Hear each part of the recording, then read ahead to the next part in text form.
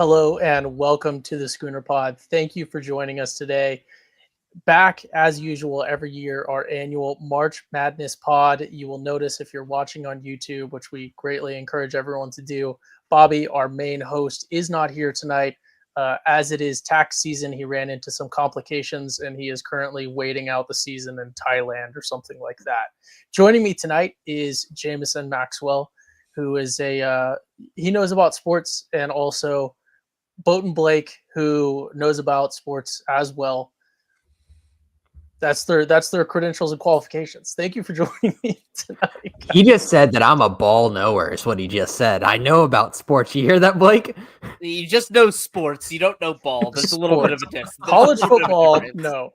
College football, no. But sports, he's a general practitioner of sports. The specialization of college football, kind of a weak point. That's a to improve for Jamison. A renaissance man of sorts.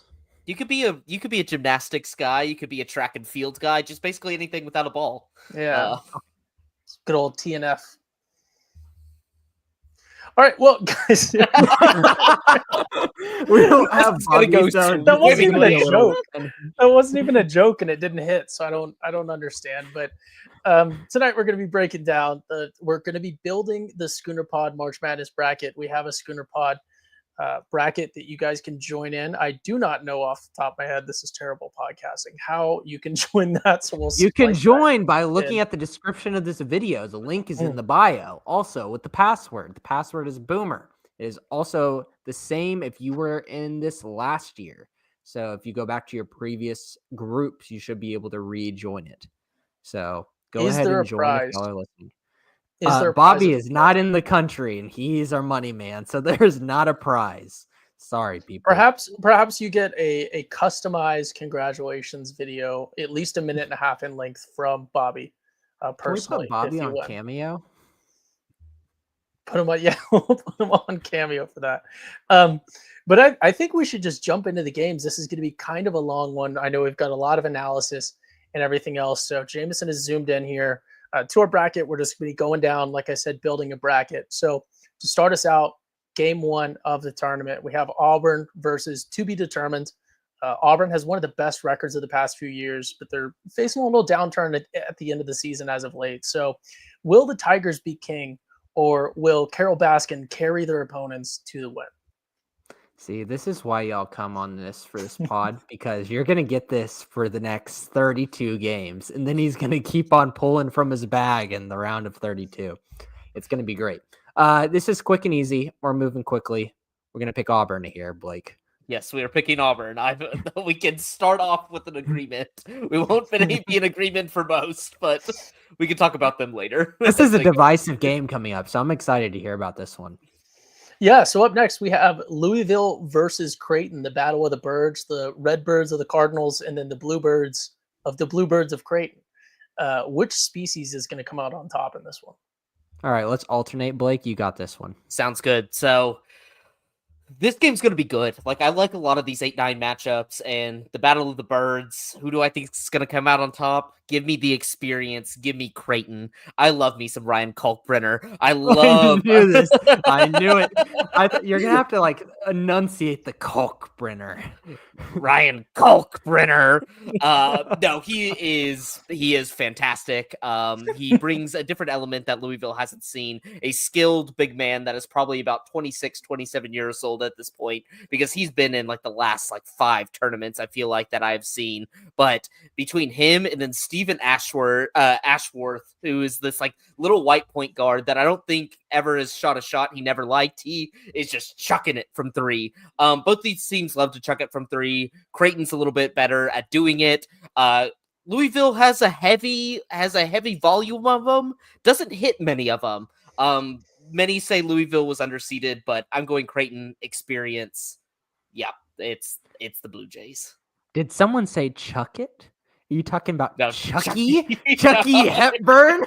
Oh, come on. You got to like Chucky Hepburn. I think Louisville handles Kalkbrenner. I think Terrence Edwards and Chucky Hepburn as a 1-2 attack on the guards is going to be too much to handle. I think they can get out to a big lead.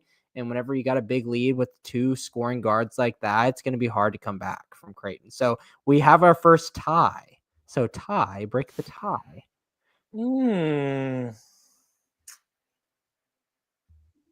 I'm gonna go with Creighton on this one just because I like the name more. I like the idea that Creighton is gonna have Cockbringer bring the win. Great. Ty's bringing the your girlfriend filling out the bracket vibes to this podcast, which is going to be perfect. This is just what we need. The Schooner Pod Bracket advances Creighton into the next round. Up next, we have Michigan versus UC San Diego. Actually, a pretty tight line in this one, but Michigan is getting some full-on championship chatter from some analysts, which personally, I'm excited to see what new and inventive way the University of Michigan has come up with to cheat in this tournament. Here's the thing, and Blake and I talked about this already, and actually the whole nation talked about this. What the hell is going on with Michigan at 5 and Wisconsin at 3? This is absolute travesty, and this happens year after year after year. And the Big Ten continues to put their championship game at 3:30 Eastern on Selection Sunday, and they get shafted every single time. Every single time. And the disrespect to put Michigan at 5 and to take away from us UC San Diego in a 12 seed, putting them against Michigan is just not fair. It sucks because UC San Diego is a team that I think a lot of us wanted to pick as a Cinderella. And then there's, stupid people like Seth Davis that already had them penciled in anyways, and we're going to say it no matter who they played. You put Michigan at a 5 versus them, the way they're hot winning the Big Ten championship, and poor UC San Diego does not have I don't think they have a center on the roster. How the hell are they going to guard Golden? How the hell are they going to guard Daniel Wolf? I don't think there's any chance. I think this could be a blowout. I think this could be a one where you pick Michigan because so many people are going to be picking UC San Diego for their stereotypical upset, and I'm going to fade that so hard, and I would put money on Michigan. Yep, I'm going the complete opposite. Michigan is some close game merchants.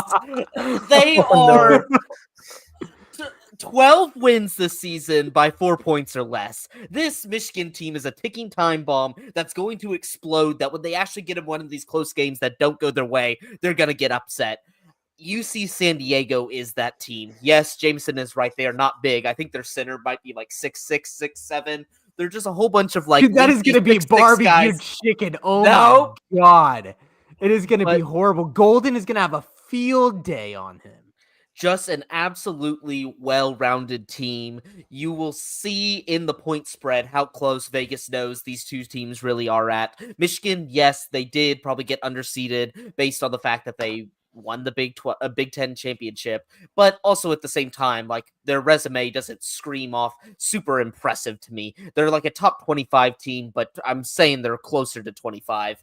Give me UC San Diego, whole bunch of small boys out on the perimeter, just making Michigan's life hell. And then finally Michigan, people will, like, they're not blowing teams out. They're never blowing teams out. They're always in close games. It's going to screw them over one time, and this is the time it's going to happen. Give me UC San Diego.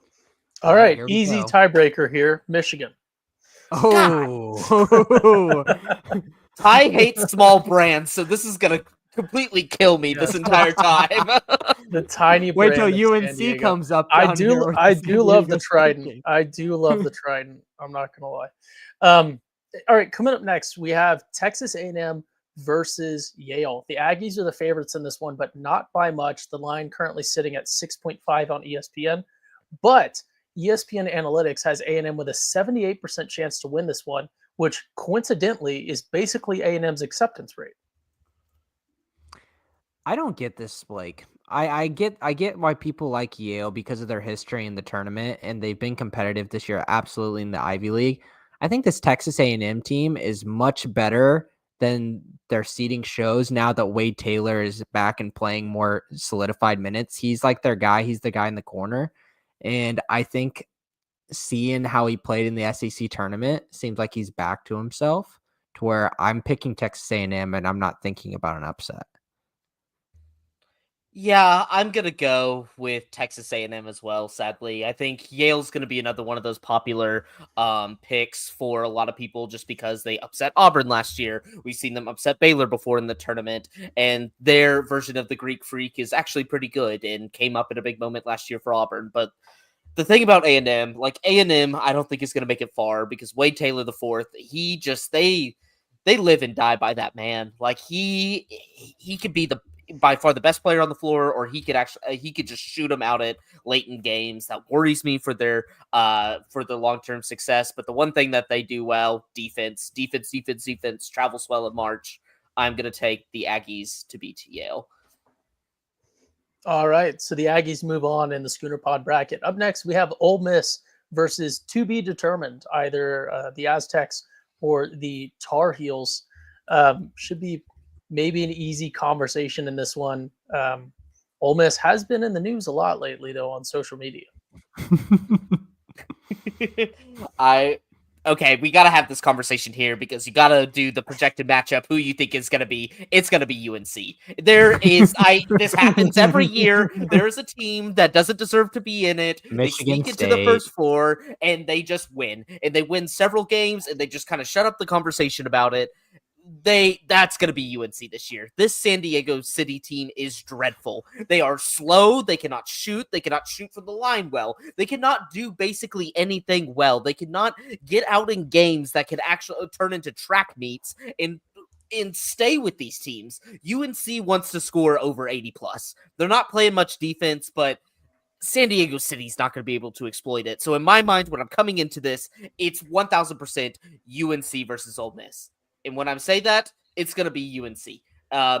This Ole Miss team, they have been fantastic offensive, like playing some offensive ball this year, but they have not played a lick of defense to save their life this entire year. I believe they were like 82nd in the advanced metrics in defense. That's dreadful for a team with Ole Miss's talent. But the thing about their offense is, like, although they were top 20 this year, they seem to have slowed down. Things are not going their way anymore. So you got a offensive-only team that isn't shooting well versus a UNC team that just feels a little hot, that they could get hot with RJ Davis just chucking the ball, just getting out in space. They want to run. I think UNC, if they win, advances on to the round of 32.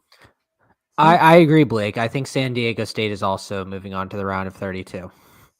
No, God. Okay, the Malort bet is definitely on the line because I'm getting out of this before the tournament even happens. Like that is how sure I am that they're not making it past Dayton. Like this San Diego City team's dreadful, absolutely dreadful. They lost in the quarterfinals, but they're the Mountain West tournament this year. I don't see San Diego State beating UNC either. I think that you're exactly right with this. We see this time and time again. But I would really enjoy to see San Diego State get into the tournament. So I'll be cheering for them. Looks like to be determined carries the day against Ole Miss. And I guess either San Diego State or UNC is going to make Ole Miss call them daddy this weekend, which seems to be their weakness as of late. Up next, we have Iowa State versus Lipscomb. I don't know where Lipscomb is, but to be fair, I don't really know where Iowa is either. So Cyclones versus Bisons, who do we got? Oh my God, he doesn't know Lipscomb is in Nashville. It's in Tennessee. That's a Tennessee team. Is it really? Time out. Is it actually in Nashville? Pretty sure. They cannot call themselves the Bison. Bison are not native to there. That's absurd. That's stolen valor. It's definitely in Tennessee, confirmed. Unbelievable. Anyways. Let me tell you something, a little thing about Lipscomb. This is a team that I've had in my heart for many, many years. It's been since, I guess, 2010. They've just had a special place in my heart. And you tell me why? No idea. You know, it's one of those things where you close your eyes and you put your finger down and it ends up being Lipscomb, and then you just move on and you laugh about them. Pretty good team, though. They've had a lot of fun. And this year, they got a guy who's averaging over 20 points per game, over 8 rebounds, and Jacob Ognacevic. They got some shooters around him. They got a fun team. Iowa State's coming off some injuries. I understand they're getting healthier here, Blake. But Lipscomb be the biggest upset. March Madness round of 64. People don't see it coming, and they take out Iowa State, a team that as of late has not been very solid.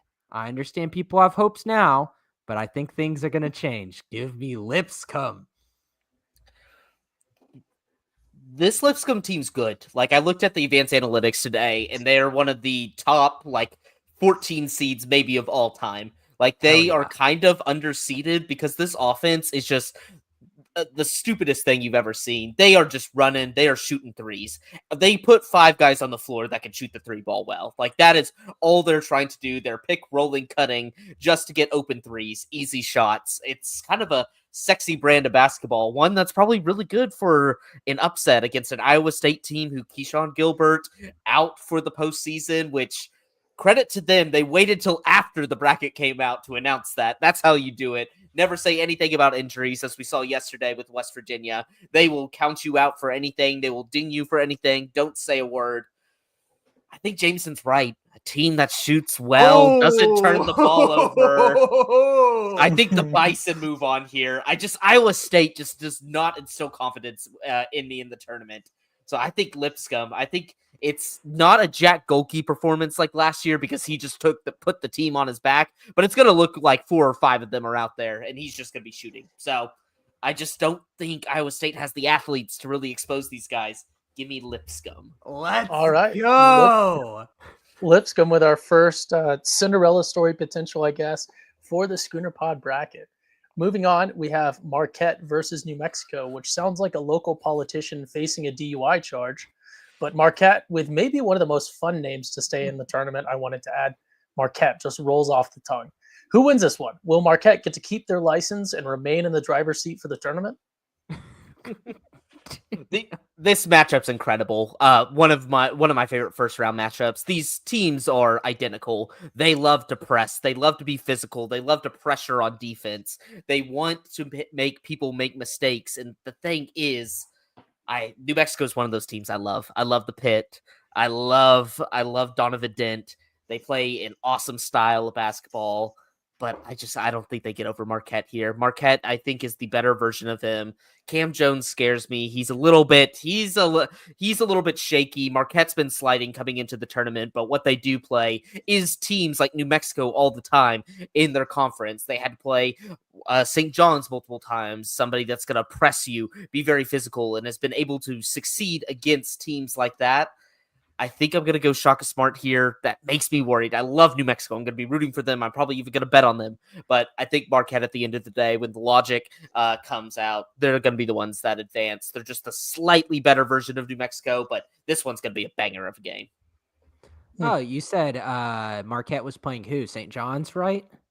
Rick Pitino. Give a little bit of insider knowledge into Richard. Let me tell you something, Blake. I was at the gym and the TV was in front of me. I'm never watching Sports Center, but it was there, and I saw the stupidest headline I've ever freaking seen. It was like potential father-son matchup in the Final Four, and it was like and I go, whoa, hold on. Whoa, this is really desperate. This is really, really desperate. But I think Dent can get them one step closer to that ESPN dream. If ESPN's already putting it out there, Blake, there's a chance. And I think Big Pitino is getting Little Pitino some ideas here of how to beat Marquette, and give me New Mexico at the buzzer in this one. Tiebreaker for me in this one. This one's easy. Marquette is much more fun to say. So I will say God. Marquette so that I can continue to say Marquette because New Mexico just does not roll off the tongue. So I thought Jamison Blake was a New Mexico, like I am. I gotta stop. I love these Mountain West teams, but the only one that seems to go far in this dang tournament is San Diego City. And so I just need to at least refrain from not choosing some of these Mountain West teams because they seem to lose first round every year. The boys in the desert got their head coach fired, and everyone's in the portal. Things aren't looking good in the desert. It is not good. All right, so Marquette moves on in the Schooner Pod bracket. Up next, we have the State of Michigan versus Bryant, which, come on, like, is this not another DUI case? But actually, it's not. Apparently, it's a Supreme Court case that allows dead people to testify against you in court. That's not legal advice, by the way. That's just is it actually? That's what Wikipedia said. Bryant it's too long Michigan? it's too long to explain. But yeah. Okay, Michigan State. Moving on quickly. You got anything to say about the Bryant Bulldogs, Blake?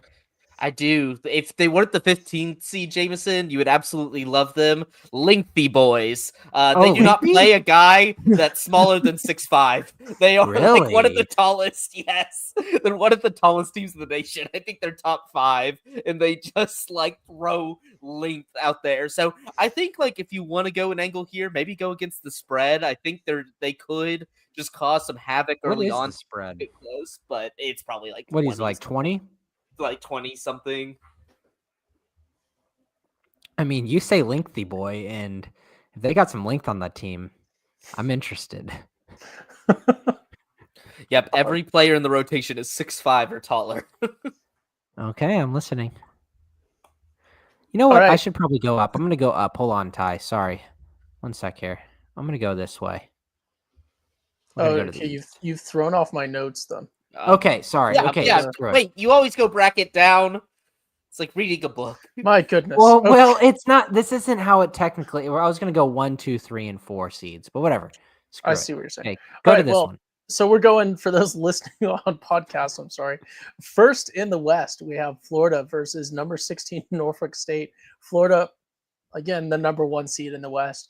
This is one of the biggest lines in the tournament. It is pushing 30 right now. Are we chomping with the Gators here? Is it you, Blake? I think so. Can you guys help me out something? Let's view this Norfolk State. I can't get any closer. Is that there's 2 Spartans in this, correct? 2 Spartan heads? Mm-hmm. Yes. Is that Spartan near the other one giving him a kiss on the helmet? What's going on here? It is assuming that he's kind of behind him, not really next to him. I think it looks like he's kind of on the side. Background state situation. I don't know. I'm kind of confused there. It's worrisome. Give me Florida. Let's see it. What's worry? I'd like you to expand on that, Jamison. Actually, what specifically is worrisome about that? That they're not preparing for war. They're thinking about being friends. There's no friends in war.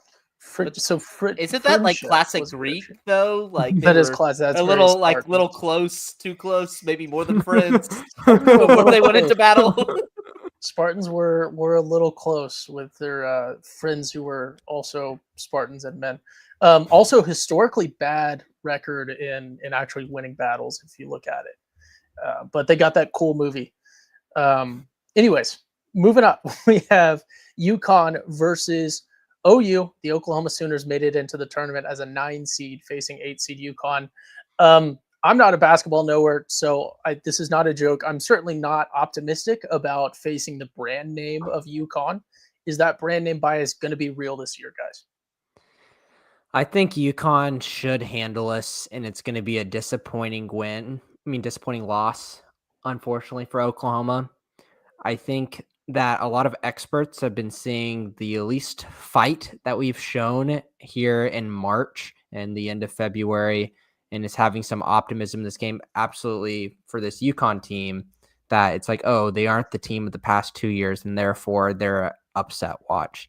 At the same, kind of different side of that coin, they still have guys like Alex Caravan who've been here and done that. And even though like he might not have been as good as people hoped he were going to be this year, like that guy's still that dude. And Liam McNeely he's good. He's really, really good. I don't know if he's going to be a guy he can take over in the March Madness tournament, but like as a guy that I think Oklahoma's going to have a lot of problems with him. I think Alex Caravan will be the thing that takes over for Oklahoma losing because of the experience there. Expect Jeremiah Fears to struggle with turnovers versus an experienced team and experienced coach like UConn has. I like Oklahoma here. I think Boomer Blade. A lot of people are, I think, not underrating this Oklahoma squad, but I think are overrating UConn just because they won the last 2 national titles. This team has been extremely disappointing. They foul a whole lot. Like they lead the nation, I think, at block shots, but then they also just like swipe and foul at you all the time. So teams that can live at the line and hit free throws, they can beat UConn. I think that's the recipe for success. OU's got one of the best free throw shooting teams in the country. Yep. And so I think UConn just gets a little over aggressive. I am really intrigued by the Jeremiah Fears, Liam McNeely, just having those 2 freshmen out there. That's just going to be like an interesting storyline within itself. But yeah, I don't think this UConn team's very good. Like, if it was a stronger bubble year, like, I think UConn would have struggled to make it into the tournament with some of the ways they lost this year. Also, Aiden McHaney, I loved him at St. Mary's, thought he was going to be a great addition. I thought that was a complete steal, been an absolute nothing burger for UConn. Just feels like they didn't land on any guy in the portal as much. They still have some of those guys left over, but just not enough to be at a national title caliber. I'm going to go with OU to get the upset, hit the free throw line, and move on to the next round. Well, Ty. Right. It's tiebreaker time, and Blake and I are undefeated going against you and Bobby as you pick against OU. So you're telling me that I got an Oklahoma basketball team that's going to get fouled and shoot a bunch of free throws to win? I feel like I've been hearing that storyline all basketball season. So go ahead and give me the Sooners to be free throw merchants, just like the team up north. All right, cool. All right, coming up next, OU moves on. We got number 5 Memphis versus number 12 Colorado State. The Rams are a 2.5 point favorite in this one. Are they going to ram the Tigers out of the tournament? This is just another fantastic banger of a matchup. You get Colorado State, probably the hottest team in America, 10 straight wins, comes into the conference tournament, just steals the bid outright to make it here versus a Memphis team which was hot at the beginning of the season. Like, they were legit. Like, they beat Missouri, they beat UConn, they beat Michigan State, Clemson, Ole Miss, all these teams that we're seeing in the tournament. But ever since December, because of how bad the American is, they have not played a single tournament team to save their life. But I think I'm going to edge Memphis here. I really like PJ Haggerty, a former TCU guy, one that I wish I would have stayed around, but we know Jim Dixon is still at the helm down in Fort Worth, and so he's just driving our talent away. There's in the next game, too, another former TCU player that starts for him. These guys go and be stars anywhere else, and I bet he's just going to rub it in my face by doing it here. So I'm going to go Memphis. I think this one's a lot closer. I think this is a lot I think Colorado State's probably better than a 12 seed. I think Memphis is probably a little worse than a 5 seed. I think this one's going to be close, but I'm just going to go Memphis just because I've seen them at the beginning of the season beat some of those elite powers. The whole pregame skew is about this Tyrese Hunter injury. And if there's still hope that he can play, when Penny Hardaway says, I don't know what's going on 2 days ago in a press conference about his foot injury, and let's just say this is a foot. When you hear foot in sports injuries, there's a lot of red flags that go off. This is not an ankle. I think at Caleb Williams. Well, is that an injury or what would you call that? Injury of the mind, perhaps. That's actually really good. I set you up for that spike. Oh my, okay. Rex Ryan, okay. Perhaps. Oh my God. So it's like Tyrese Hunter with a foot. I just don't like any of the tea leaves here with that. And I understand that this line is going to be skewed and more people are going to pick Colorado State just because Tyrese Hunter, Memphis injury, but Memphis still should beat them without Tyrese Hunter. But I'm just going to go with the flow. I'm going to pick Colorado State, fade Blake here, and cheer for an upset. Tiebreaker? Mm-hmm. I want to go Colorado State for the memes, but I got to go Memphis. I gotta make sure we build a good bracket here so that Bobby doesn't have to do a cameo. Because he would love that, actually. So we're trying to prevent that. We're trying to prevent that from happening. All right. So up next we have number 4 Maryland versus number 13 Grand Canyon University, GCU. The Terrapins are an 11-point favorite against the team named after a hole 4 hours from their campus. Yeah, I don't think a team like Grand Canyon can stop a guy like Derek Queen. He's just too good. And I feel like he hasn't gotten enough press this season, which I think is kind of disrespectful. I think he's been a force. I think he's a great prospect as an NBA prospect. And this is like a hometown guy staying in Maryland. Like, these are the things that we need to reward more. Like, Maryland's not a team that's usually this good. They've got one of the best players in the country, the best freshman in the country, staying home and playing for their team. And ESPN and people don't talk about Derek Queen nearly enough. I think it's a shame, and I'm hoping that Maryland can do well in this tournament and show out for Derek Queen. I don't want to go too much into my analysis around Maryland because we'll probably talk about them more. They're going to smack Grand Canyon. They're going to smack them over the face. I love this Maryland team. The Crab Five. Jamison said didn't get enough press, and I agree, but the Crab Five will be known by the end of this tournament. So give me the Terrapins. All right, the Terrapins move on. Up next, we have number 6, Mizzou versus number 11, Drake. After the Super Bowl, has Drake not been through enough? But here we go. Will the Bulldogs? It's not the right notes. Yeah, it is. Will the Bulldogs pull out a win here, or are they not like us? This one's hard for me. There's a lot of biases going all over this pick because I want to pick. You know what? I'm gonna pick Drake. This one is like Clipping that one to be used like context. Like Clash of Styles make fights or whatever. This is the exact one. Missouri loves to run. They love to be in transition, score a whole bunch of points that way. Drake is slower than molasses, to say the least. They love to just drain the shot clock, slow the ball down, not let teams get advantages by just getting quick little easy points in transition. And this Drake team is so fun because they got taken over by, I believe, was it a D2 coach? And he just like transferred a whole bunch of like D2 All-Stars in, and they played 2 power conference opponents this year, beat both of them in Vanderbilt and K-State, one being a tournament team. This team has shown that they can beat the big guys, and I think this Drake team was probably going to even make the tournament, even if they didn't win their conference title. So I'm going to go Drake here. I think this one's a feisty pick. I like them. I like how they slow it down. That's how you beat these big dogs, is you slow it down, limit the amount of possessions, and hope they're cold. Yeah, but at the same time, if you slow it down, Mark Mitchell is just going to gobble him up is the problem. He's got too much physicality. This is another Drake team, Blake, where they just don't have enough size. I think Mark Mitchell, he might not be tall, but man, he is strong. And I just don't know, like, if you can compete against this transition fast break with Mark Mitchell beefing you up if you do slow it down. I think that they're going to have trouble with this Missouri team, and I like Missouri to win. Tiebreaker time, I suppose. I don't want to have to do it, but I'm never going to pick for Mizzou. So go ahead and give me Drake, number 11, to move on. We could get really esoteric here with Drake and 11. Is that a Stranger Things Millie Bobby Brown reference? I don't know, but it might not be.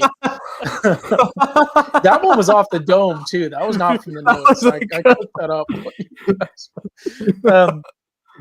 Anyways, speaking of people who are not allowed within a certain diameter of schools, Texas Tech versus UNC Wilmington. That was just generic at any, just to be clear, that was generic at just anyone affiliated with Texas Tech. The Seahawks are the underdogs here, but they do have a much better campus location than Texas Tech out there in El Paso or wherever it is that Texas Tech is. I don't know. I had above 2.0 high school GPA, so I never even looked at Texas Tech.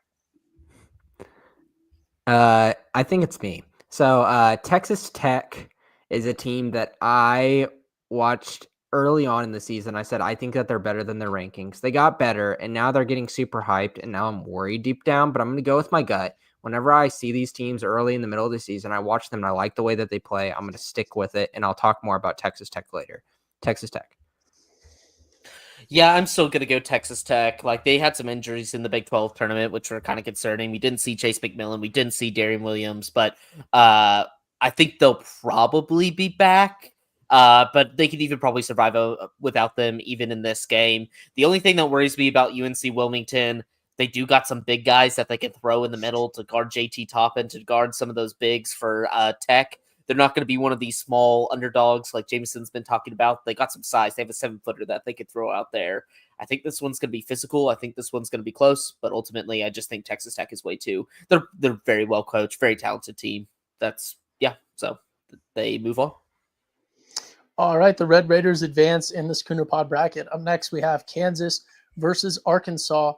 I didn't actually write an intro for this one, not for any specific reason. I must have missed it. Well, I feel like this one would have been an easy one for you. I'll do one off the dome. Kansas versus Arkansas. what is this? A battle between lamest states to visit a gas station? I don't know. Are you going to pick Kansas or Kansas? It was better than the gas station. I will say off the dome, that one's pretty good. This is a horrendous matchup. This is the meme side of the bracket. Like I know. Why did they do this to us? They wanted all the weird meme coaches just like in one little corner where they're like forced to play each other, and they all have some little history with one another. It seems like, and these two teams, they're both suck. They're dreadful. Arkansas probably shouldn't have made the tournament. Like, they have been inconsistent as all get out this year. It seems like they can't string together 4 or 5 wins against legitimate competition. They're just always so hit or miss day after day. And like, don't even get me started. This Kansas team, although they're very senior and have been together for a while, they stink. They can't play. Hunter Dickinson is just a cancer. Like, he's a locker room cancer. Like, you can't win with this guy. He's been in college for 5 years and hasn't won anything meaningful. So, who do I pick? I don't know.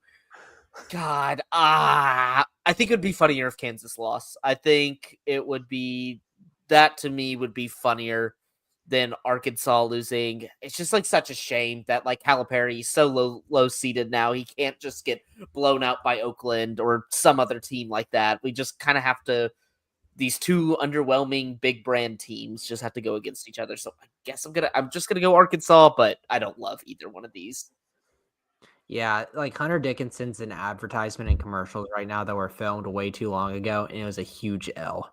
Like, huge so L. Bad. He's so like not impactful. He gets stats, but I think it's what great clips. I think is what it is. It's one of the haircut. I'm pretty sure I'm pretty sure it's great clips. So Blake, what did you pick again? Can you remind me? I did Arkansas, but I'm not. I cannot believe. And Ty just made a mention of this in the private chat, and I was thinking the same thing. You can't pick Arkansas without showing the pitties. You gotta show the piggies. They do have the. I need Sam Pittman next year. They need to put the slobbering hog on the field, on the football field. It's on the basketball court. You can look it up. It's like a retro version of the hog that's just drooling all over. It's like ridiculous. Saliva flying everywhere. I need one of those, or at least near Sam Pittman, maybe on his little polo or something, because we're slobbering over the pitties. But yeah. I'm disappointed in Arkansas, though. I had high hopes for Janelle Davis and leading that squad and actually. Why did you have high hopes with the Calipari-led team in 2024, 2025? No, it's not as much about the coach and more about the player. It has to be. He's the one that he's. We've seen God. so many great talents. The coach doesn't matter. So many great talents under Calipari to never do anything in college to then go on to get multiple max deals in the NBA. This guy is a talent recruiter, but can't seem to actually coach them to save his life. Yeah, I get it. I'm picking Kansas here. Give me Hunter Dickinson stat line 25 and 13.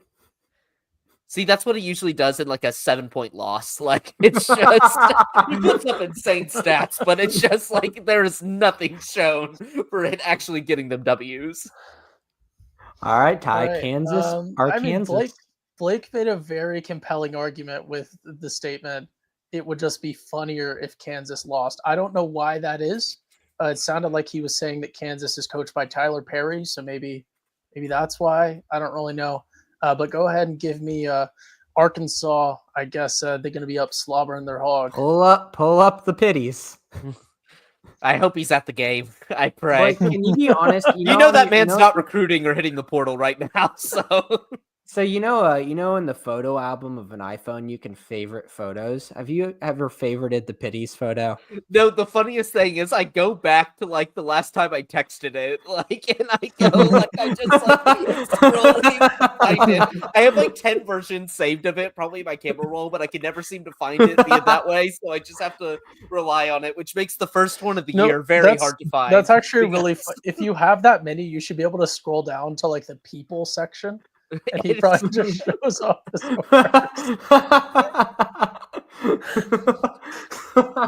It's more fun when I have to go on a scavenger hunt through all my old text and scrolling to see which messages I sent it in most recently. So, oh my God. A yearly tradition like no other. All right, let's move All right. on. Well, the pitties move on. Up next, we got number 2, St. John's, possessive. What is he possessing? We don't know. Versus number 15, Omaha, the Mavericks versus the Red Storm, which is a very communist revolution sounding name for a university, but they are from New York. They also call themselves the Johnnies, which makes me really hungry. And their mascot is a Thunderbird. And this is not on my script, but I don't. What is it with these like red, like the color red, and then some sort of weather event, and then having a completely unrelated mascot?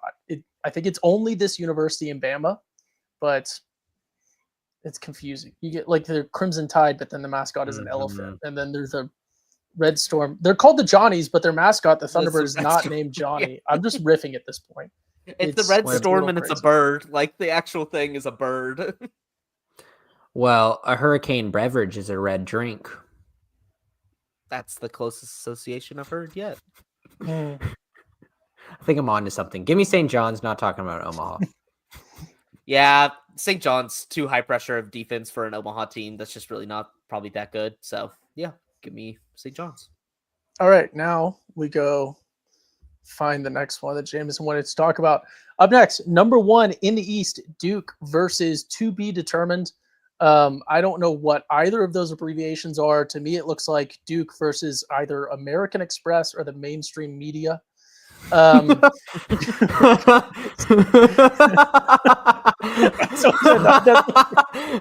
the first thing that comes to mind when I see that. So I don't know. Do you guys want to introduce what either of those teams are? Because that's not a joke. I don't know. It's American University and then Mount St. Mary's. Okay. All right. Well, anyways, Duke having their moment in basketball, and they're currently having their moment on this season of HBO's White Lotus. Is Duke for real? Or much like Tim Ratliff, are they just a fraud waiting to fall? Spoiler alert, I suppose, if you have not caught up on this season. Duke. We can get them to a letter, but Duke. All right, let's move on. All right, up next, Mississippi State versus Baylor. I can think of a connection between these two schools' football programs, but OU has no moral ground to stand on there, so I'll pass on that line. The Bears versus the Cowbells. Who takes the W? I don't know about you, Blake, and I'm curious what you have to say about this Baylor basketball team. I'm just not enamored with them. I know a lot of people keep bringing up VJ Edgecombe and who he is. I think he's still got a lot of work to do as a freshman. And in terms of March Madness, going against a Mississippi State team who I feel like is kind of underrated and they're kind of dangerous, and we shouldn't really take that for granted. You know, they have good guard play in Josh Hubbard that gave the SEC trouble all the time whenever I watch their games. I just haven't been astounded by this Baylor team, and I think Mississippi State just has more tools. So I'm going to pick Mississippi State. I'm going to go the opposite. I'm not super confident in it, but this is just like a bet the over game and just let that hit because these teams aren't playing defense. Like, I don't know. I could speak more to Baylor just because I watch them a lot more, but ever since Scott Drew won the national title, he just like refuses to play defense and coach defense and completely shifted the Baylor model from one that won the championship, which was get 3 outstanding like old senior transfer guards to come in that played both ends of the floor well. And what's just the transfer really... portal is getting them? Like that guy transferred to Houston. But they were the original ones to really benefit from the transfer portal. They were finding these smaller guys that were just physical as heck and could just like get up in your grill and were also great shooters as well. To now they've gone to more of these like VJ Edgecombe, Jeremy Roach, some of these like very high-end guys, but they don't seem to care about playing defense anymore. I'm still going to go Baylor just because I think there's a few more guys like Rob Wright, some of those other guys that can really go off at any given time. This seems like two kind of just lackluster teams that just want to play offense that are going to get crushed the next round, but I'm just going to go Baylor. This is a tiebreaker? Yes. I like State in this one. I like Mississippi State more. There we go. All right. Up next, we have Oregon versus Liberty. I actually heard about this one on www.facebook.com. Oregon, in fact, wants to take away your liberty to, you know what? That's probably something else. So who do we have here? Is it me? No, Just it's go you. ahead. But yeah, No, just you launch go. in. We're 18 No, if to you 63 and already we're want to an launch hour into in. a thought, I really just go ahead. No. I'm giving up. I'm scared of Liberty. Liberty likes to shoot the three and is pretty dang good at it, and they play a very slow pace of ball. It seems like kind of the exact thing you want out of an underdog, which is why I think I'm just gonna go Oregon, because in my mind they're ticking every box. I think Liberty could upset them, but I can't cheer for that University one, and I just think Oregon just out physicals them at the end of the day. Hopefully, just pounds them down low while Liberty's trying to shoot threes.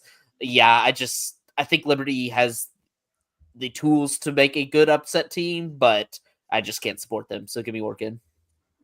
I know Oregon near the end of the season doesn't have the resume that they did at the beginning of the season, but this is a team that beat Alabama this year and I think has some tools to do pretty well against a team like Liberty. You know, the Nate Biddle in the middle.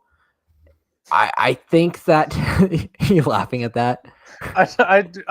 I'm hearing all of these names and stuff for the first time on this pod. So yeah, any Tell worn out college the basketball listeners what joke you is gonna thought. hit. Tell the listeners what you thought I said about the Baylor freshman. What his name was. Why are The you one talking about Baylor? what? What? You said that. You said the Baylor freshman guard. Yeah, No. that's what you said. I didn't think. Yeah. I What heard. What did you think I said with his name? You Never know mind. what I thought. You know what I heard you say. Okay. I'm not. The I'm out. listeners heard you. Yeah. All right. Okay. So moving on, I'm gonna pick Oregon here as well. All right. So the Duckies advance. Love to see it. Up next, we have Arizona versus Akron, a basketball heavyweight versus a silly named underdog. But you know what other name is kind of silly? Cinderella. I mean, it's objectively it's a silly name. get it. That's yeah. I have this thing where like I already predetermined in my head that I'm gonna pick a team to be upset in the first round, and I try to find like a 1 through 4 team that I'm picking. And Arizona was that team in my head, but I started to think about it more, and I'm like, I feel like they've kind of gotten a lot of their deficiencies that I had a bias in that they had in the middle of the season, and they started to get a little bit better at it. And that kind of concerns me. So I already had picked Akron in my first brackets, but then I pulled up the resume. The resume is dog. I'm just going to say it's dog shit. Like, it is not good. I was hoping to see at least some quality wins, or whenever they played good opponents, they kept it close. Like, if you're talking about teams that are in the tournament right now, they played St. Mary's, lost by 19. They played Yale, lost by 16. I understand both away from home. But still, that is extremely concerning for me, and I think Arizona could really handle him here. I'm disappointed, but I'm going to pick Arizona to get a Pac-12 rematch here in the second round. Yeah, Akron seems enticing, but then when you start looking at how they play, they're just a really fast-paced team that loves to run, which is like not a recipe for a upset. I gotta go Arizona. Like, if you're gonna try to run with these bigger, more physical teams like Arizona that loves to run too, they're just gonna kill you. They're just gonna out-talent you. You've given yourself no advantage over them. So, yeah. I was trying so hard to fade Caleb Love too. Like, I know. there's so much I just want to fade him. Between that, Tommy Lloyd seems to like go out of the tournament in like disastrous class each year he's been there. Seems to have like the original Mark Few kind of curse. I don't know. I agree with you, Jamison. I want to find a way for them to lose, but just Akron does not seem like the recipe. Yeah, for like that. as a 13 seed, let's just break it down. Like what other 13 seeds do we have in this? So if you put Yale over there, Blake, you changing your mind? Yes, because they're just like they're a disciplined team that is like, High Point versus them. Are you changing your mind? Yes, Yes, High Point scares me a lot more. Yes, it's a shame that I wanted Arizona to get someone more fun to play them, and that's just not the case. All right. Well, Zona moves on. Up next, we have number 6 seed versus 11 seed Virginia Commonwealth. I didn't say who it was. Number 6 seed BYU versus 11 seed Virginia Commonwealth. Like a hot drink, will VCU be too much for the Cougars, or will BYU soak the Rams' hopes for a tournament run? Nice. Yep, I'm going VCU. I think they screwed BYU with the seeding. This VCU team's really, really good, and I think BYU's really good too. But VCU has 4 very physical guards that are willing to press at every moment of the game. They will be on BYU. BYU is a very good team, very good offensive team. They turn the ball over a lot though. That scares me versus a VCU team that just seems to thrive off of that. I'm going to go the Rams to upset BYU. I think this is another one of those just absolute banger of a first round game. So give me VCU. Yeah. Igor for BYU. I've laughed at this the whole year. If only he pronounced his last name. His last name is spelled Demin. When I first saw it, this guy named Demon going to BYU, I thought it was hilarious.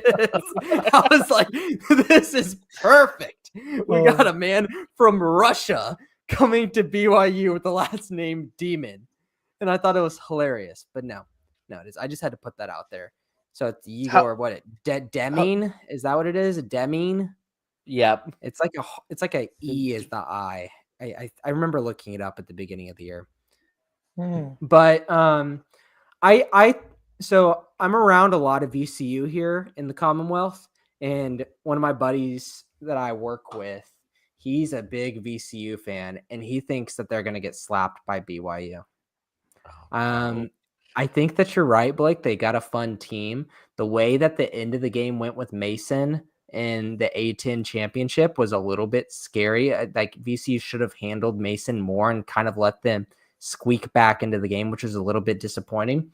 If you're an OU fan watching, Joe Bamisil for VCU, guy who's transferred 4 times in his career, used to be a former Sooner, is one of their best players for VCU.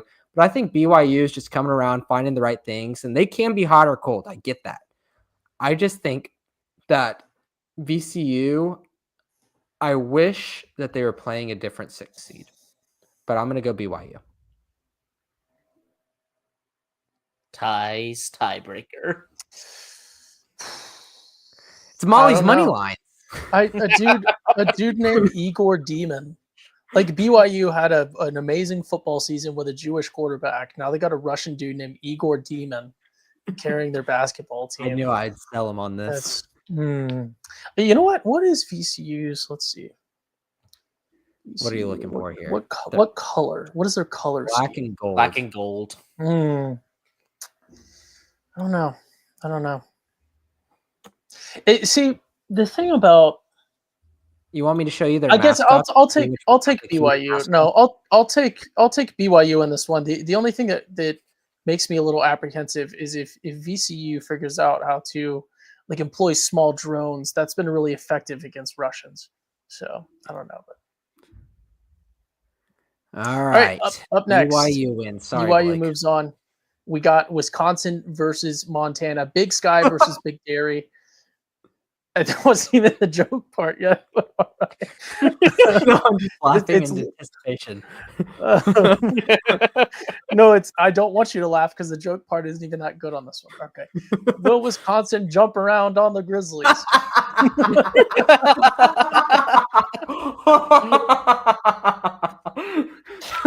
This man's got to write at least 32 jokes, guys. Cut him some slack.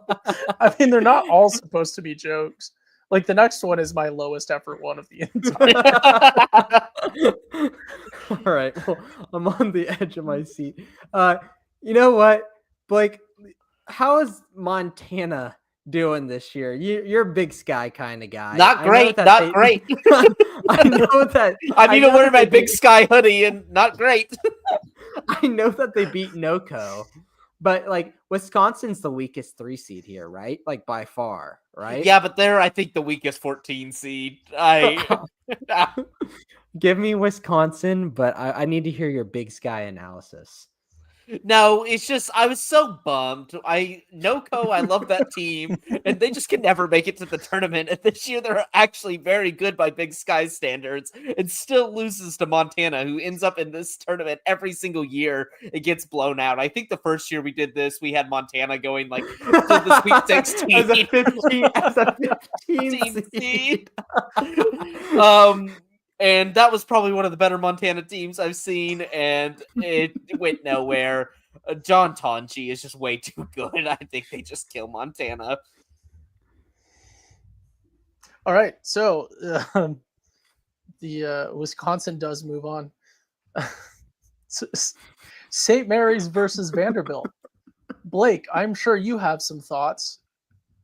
And pause, that was it. And I now realize when I wrote that, I thought St. Mary and Sister Jean were the same person.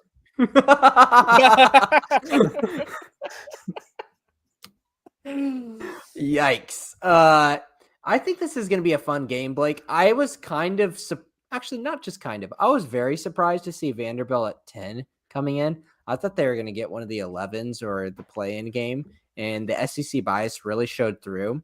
I know, the one sport that never had SEC bias in it, damn it, it like creeps in now, and I had to deal with it on the second sport. It used to be Just it ACC means more, or I Big guess. 10 or Big 12, and now it's just I don't know if SEC. it's ending either. Like, it's unbelievable the way They realize that if they just use a fraction of their money to just put towards basketball, they'll become the best, because like a lot of good basketball players come from the South, and it's they finally figured it out. It took them forever, but they finally figured it out. Yeah, I think this comes down to just a perennial every year. You're like, I don't know if I want to pick St. Mary's. This could be an enticing upset, and then you're just wrong. I know some years they've lost in the first round, but I'm just going to pick St. Mary's here, and I'm just going to turn away from it. Yep, I've seen the carbon copy of this game be played before once this year. Was Vanderbilt versus Drake. Drake beat them. St. Mary's plays that slow pace, but is way better than Drake, and so I think they just beat Vanderbilt. They're just more talented, play a better style of ball. So yeah, give me St. Mary's. All right, St. Mary's moves on in the Schooner Pod bracket. Up next, the 2 seed Bama versus 15 seed Robert Morris. Alabama versus Robert Morris. Come on, like this one is just an actual DUI case, right? But no, something called Westlaw says that this is about an insurance company misleading employees or something like that. It is funny. I just saw a tweet a second ago that there's a guy, I don't want to say the crime because it's actually a really bad one, but a guy named Robert Morris did get arrested today. So that is a bad sign for them. Bama rolls. Yeah, I'm not going to talk about this one. Where's Robert Morris? They're close to Pittsburgh, I think, right? I have no idea. I'm pretty sure about that one. I know. All right, I'm actually very sure they're in Pennsylvania. That sounds like something that'd be in Pennsylvania. Holy crap! I thought we did the entire first round in under an hour and didn't realize we had a whole nother part of the bracket. Nope. All right, can we just skip this one? What do you got for this one? No, I gotta do my read. Oh yes. Do your read. Houston versus Sui. Isn't that the sound that Ronaldo and his fans make? That was it. That was all. I don't even think I pronounced the sound right, to be fair. So we could have. I don't even know the sound. I'm not even that seasoned. Do you understand that, Blake? Yes, they like Sui is his like when he goes like. Oh really? I didn't know that. I like how you added a different sound effect in your explanation. Of well, I needed it, and now I understand. Okay, Houston, correct, Blake? Houston. Yep. All right, you got first on this Gonzaga Georgia one. Georgia versus Gonzaga. Will the dogs be barking? But more importantly, which ones? Yeah, I am gonna go. I'm just going to go Gonzaga. It feels right. It feels like the tournament. It seems like Gonzaga games they're favored in or tournament close games like this, they'll win.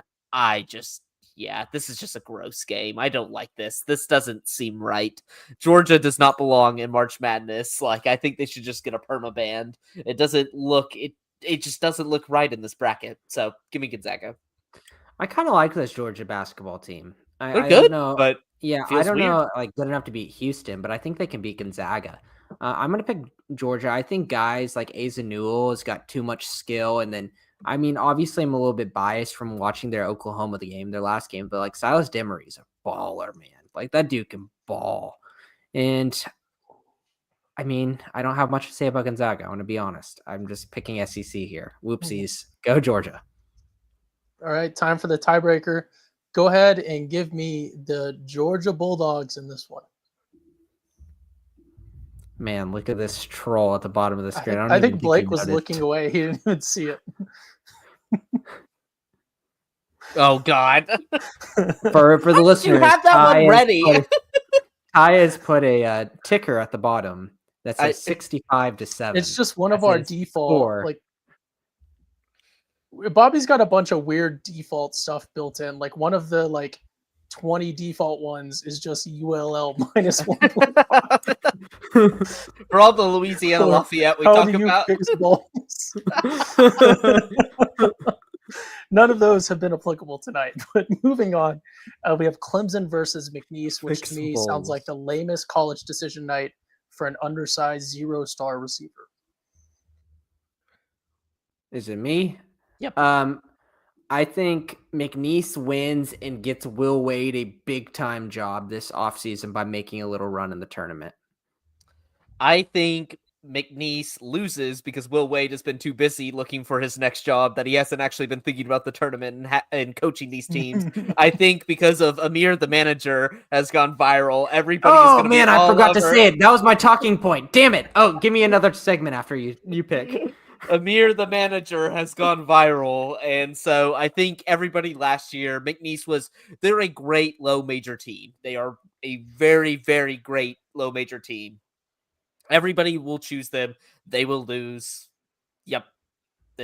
But also another joke here is that this is the game. Whoever wins this gets the Indiana head coach job because these are the two candidates for it. So let me tell you something, Blake. Don't put disrespect on Amir and calling him Amir. That's his government name. His real name is Aura. Give him his real name. See, this is Blake just being a hater. This is a guy for years now has hated on Sister Jean. She's still alive, by the way. She's going to outlive me. I've always said that. Even though I've been a hater, I've always said she's going to outlive me. So we're going to have a really sad segment in the future of an R.I.P. Blake and Sister Jean's little face laughing in the corner. It's like black and white, like in memoriam, Blake Crowley. And then it's going to be Sister Jean, like little watermark in the corner. The best moment of the season by far was the video of Sister Jean trying to give everybody fist bumps after a loss, and they just completely ignored her and didn't give her anything and just killed probably Leola's season because she put some witch magic on him after that. It's I think, Ty, you need to listen to this. This guy is named Aura. Amir Aura Khan. He's a winner. And that's why McNeese is moving on. All right, well, speaking of moving on, we're just going to move on from the fact that Blake just called Catholicism witch magic. I'm not saying that. I'm saying her. I'm saying her specifically. And never forget that she's going to love that one. Never forget they wheeled her out before they lost in the Final Four. She was gone. This is Lent right now. You can't say that during Lent. He said it. So we have Clemson moving on. In this No, that's who you're picking, Ty? Was that a tiebreaker one? Yes. It was a tiebreaker. Oh, I was just totally... I like McNeese's logo. Yeah. So go ahead and get in, please. Gosh dang it. They were such a popular upset pick last year and just didn't come close. It's going to happen the same. It's going to hit. It's going to hit, bro. But did they have the aura of Aura last year? No, God. I think he probably was on the team. But did he have the aura? Could have been. I don't know. But his head's not in it right now. He's gotten like 3 or 4 NIL deals I've seen. Like he is not focused on washing the clothes, setting up the practice or anything like that. He's too focused on making money now. So their team's just falling. Everybody's looking for new money-making opportunities. This on is that like team. legitimately the plot of Ted Lasso, Blake. Don't you worry. He'll come back right whenever we need him. Literally everybody on this team, surrounding this team, is just looking for their next gig and not actually caring about the tournament.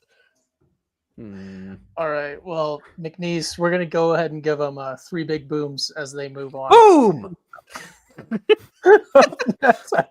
I knew that would get Jamison. Up next, Purdue versus High Point. Will the Boilermakers roll, or will High Point be their, I'm going to say it, low point? They're Purdue's getting upset. I don't care if it's the trope that we have seen multiple times, and it's like they can't get upset again. They can. This Purdue team definitely can. They once again, I don't get it. Zach Edey leaves, and they still get that Big Ten whistle. They still get every foul call going their way. But we've seen when it comes tournament time, no, they don't get that. And they get sunk by a team like High Point. High Point's a fantastic. I think they're top 30 top 30 or 35 in the nation in offense. Like this is a great mid-major program, one that can light it up. Defensively, not so great, but I don't even care because Purdue is vulnerable. They have those demons in their closet. They can't seem to shake it, unlike or I guess they shook it kind of last year, but it's in their blood. It's in their DNA. They did pretty well last year. It's in their DNA to lose these dumb games. So give me High Point. Especially that guy. That picture is going to go so viral once they beat Purdue. The mean mugging face that one guy did. Yeah, do you know what I'm talking about? Yeah, you sent it in or someone sent in one of our group text. I think High Point is the popular pick, and I think it will probably be one of the most popular upsets. I will come and pick it in this bracket, but deep down, you talked to me on Thursday, and I'm looking at High Point and seeing if they can get stopping the big 3 and Trey Kaufman, Wren, Fletcher Lawyer, and Braden Smith. I think that's going to be tough, So I'm going to pick High Point for this pod, but TBD on that one. Yes. All right. Well, High Point moves on. Up next, we have Illinois versus either UT or I'm not even going to try. I don't know what XAV stands for. Seriously? Xavier? Is this a bit? Yeah. Okay, good. No. It took me a second. When you said seriously, then I started to run through it. Yeah, that was it. That was the intro. I don't care about Illinois. Texas should not be in the tournament just because they did something in the SEC tournament for 2 games and beat Texas A&M. Does not mean they need to be in the tournament. That's ridiculous. They're legitimately 3rd to last in their conference. Like, get out of town. I don't have anything good to say about Xavier either, so let's just move on to Illinois. I'm going to go, I think Xavier beats Texas. I don't think Texas is very good. And Xavier's hot. They are hot. Like the last 2 months, they have been on fire, and I'm so glad they made the tournament. Give me Xavier over Illinois. We've seen this recipe before. The 11 seed, it feels like out of one of these games, always wins and makes a little bit of run into a March Madness. I know we already did it with San Diego State already. I know, but I'm covering my basis, and I like Xavier better than Illinois. Illinois will always go down as like probably one of my least favorite March Madness teams after I placed one of my largest bets I've ever placed. I placed one of the largest bets I ever have for them to just outright beat Loyola Chicago and Cameron Kurtwig, that dirtbag, that little 6'8", a bean looking ass, beat the living hell out of the Illini. So ever since, I do not cheer for Illinois. It was Kofi versus Kurtwig. I remember. Oh my god, that's hilarious. All right, we got a tie here, Ty. What do you got? We are technically not getting a tiebreaker on this one, but we're getting a tiebreaker. I didn't think I was going to get a chance to do this. Give me the horns. Go ahead, he wants the horns. 2 horns up. Give me the Longhorns to take the win over here. Xavier, obviously basketball brand, but go ahead and give me UT. Up next, Kentucky, the 3 seed versus 14 seed Troy. Kentucky, a basketball powerhouse versus a school presumably named after the main character from the 2006 hit movie High School Musical. Yeah, I am gonna go. I think this is just like the bracket of chaos. I think so much crap is gonna happen here. So many teams that I love. Give me Troy. The Troy has a guy named Tayton Connerway, I believe is how you pronounce his last name.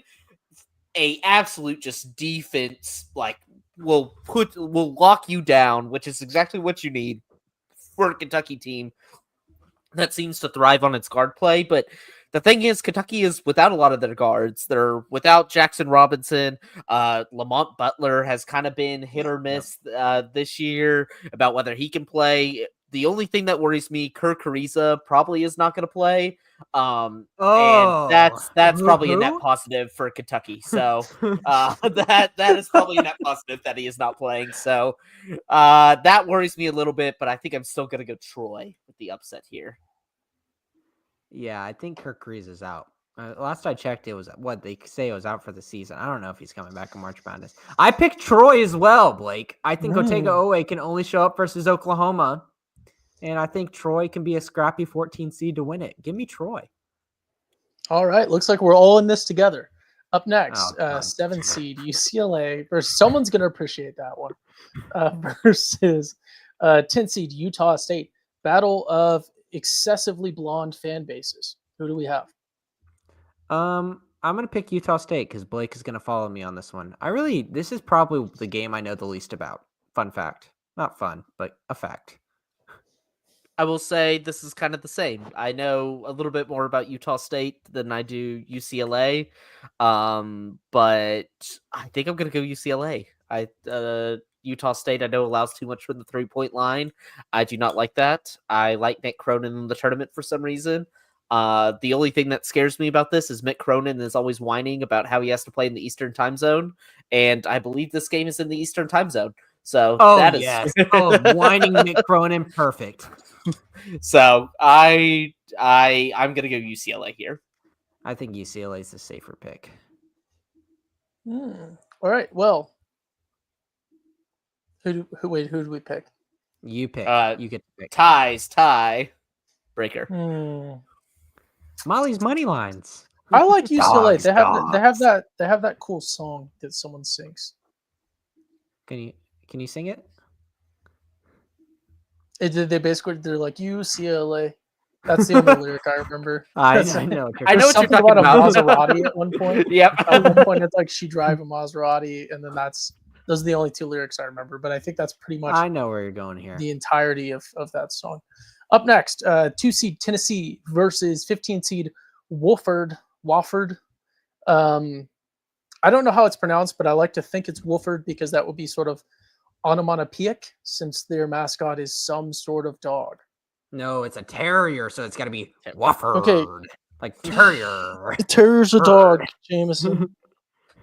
Yeah, but you got to get the in there, Wofford.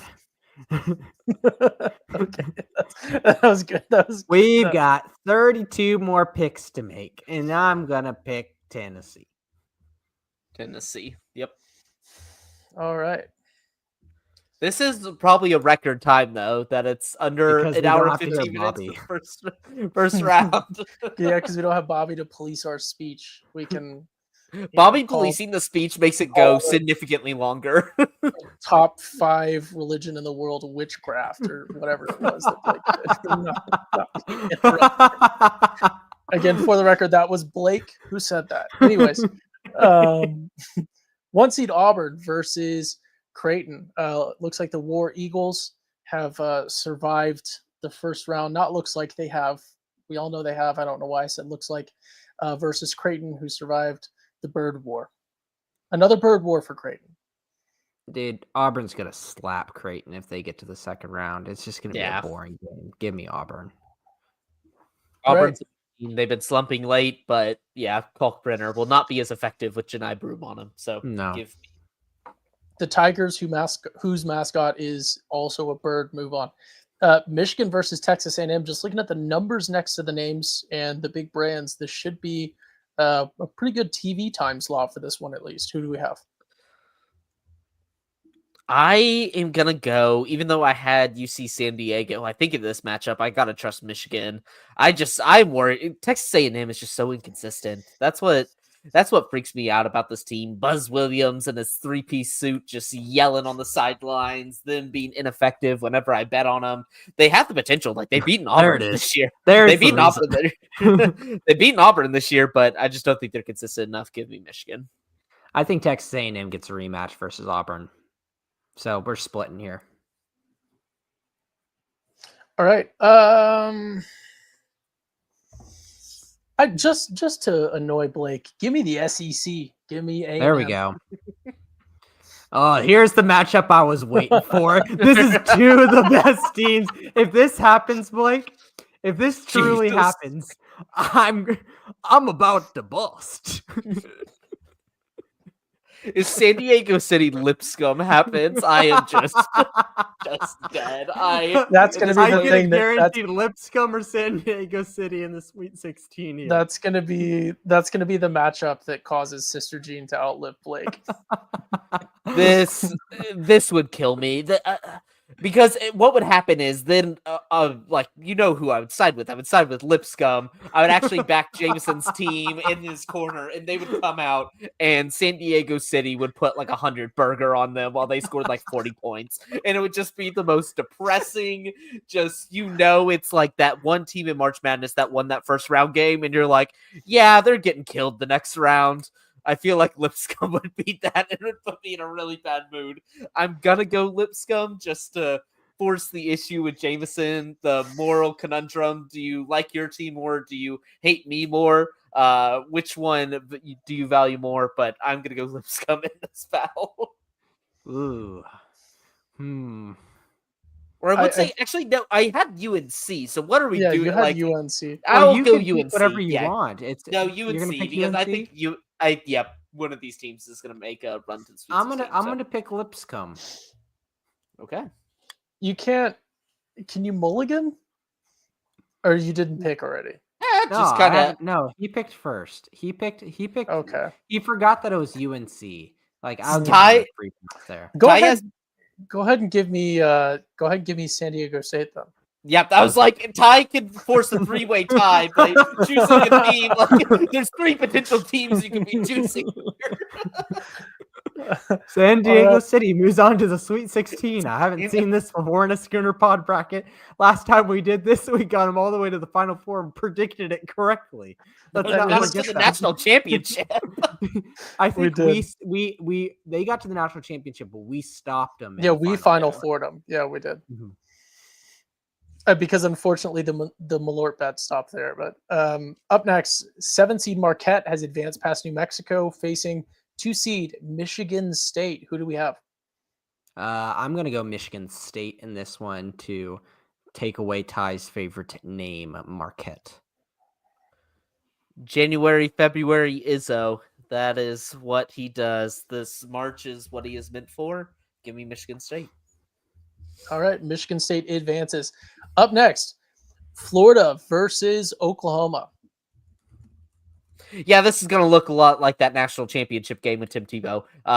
Florida is going to crush OU. That's what I hate about this, what the tournament committee did. A lot of these rematches of SEC games that we've seen. They had no choice, Blake. Legitimately, when you have 14 have to put teams Texas in there. No, they didn't have to put Texas in there. They didn't have to put Vanderbilt in there. They didn't have to put OU that in part. there. That part. Like there was. Yes, this is the classic SEC argument. What are they going to do? They could have just not chosen them in the first place. That is what it is. But yeah, dude, by the time this releases tomorrow on Tuesday, it'll be 2 months from the time we had to, as Oklahoma fans, watch Oklahoma play Florida, and it was pitiful. Bad. It was unbelievably bad. Like the final score, losing by more than 20, was not even like showing how bad it was. And that was a Jeremiah Fears game where he actually did decent in it. Like You think that is Jeremiah Fears is going to do that again versus a Florida team? I'm not 100% sure. I think that Jeremiah Fears has grown a lot at the end of the season. I still think he's going to be a really fun project for someone in the pros, like say a Brooklyn or, one of these teams that doesn't have somebody yet. You can put him on the bench. You can come in and kind of learn and develop. This Florida team's really damn good.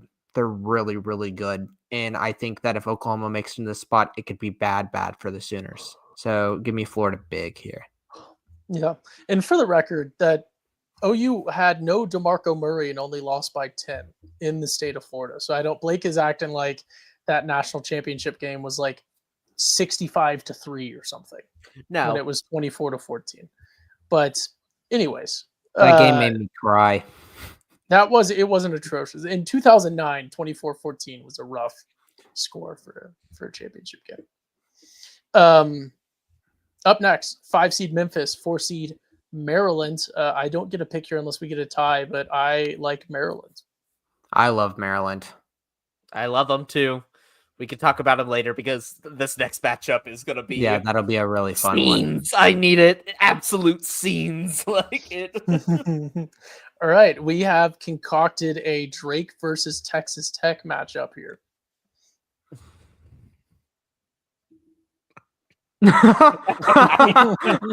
Say it, Blake.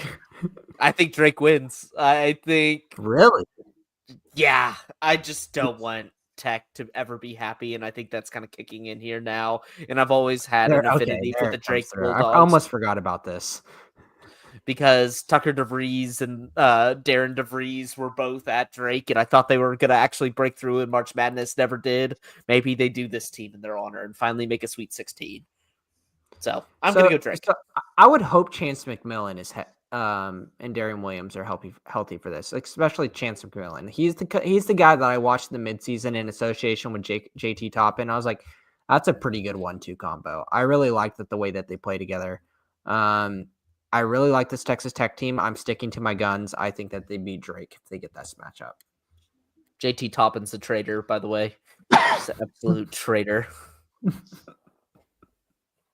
I hate this. I hate that I'm a tiebreaker in this one, but we can't explode our entire bracket just going meme picks. So give me the Red Raiders to advance.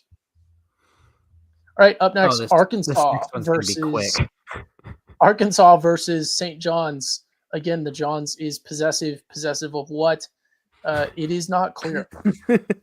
This is St. John's. Arkansas shouldn't be here. Yeah, this is going to be...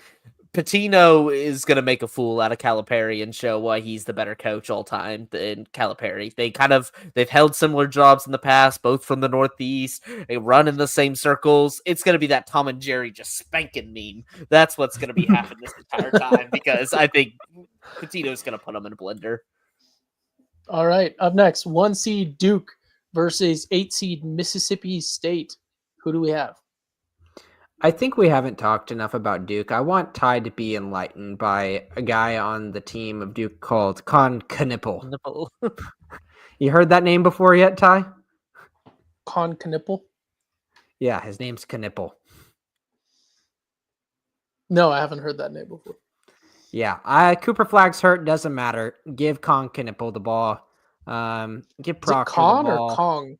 Con, like Con. C, like kind of like a con, like as a con man. It's not spelled the same way, but spelled with a K. Are you saying pa or puh? Knipple, con, like Genghis Khan. Got it? I don't want to get it.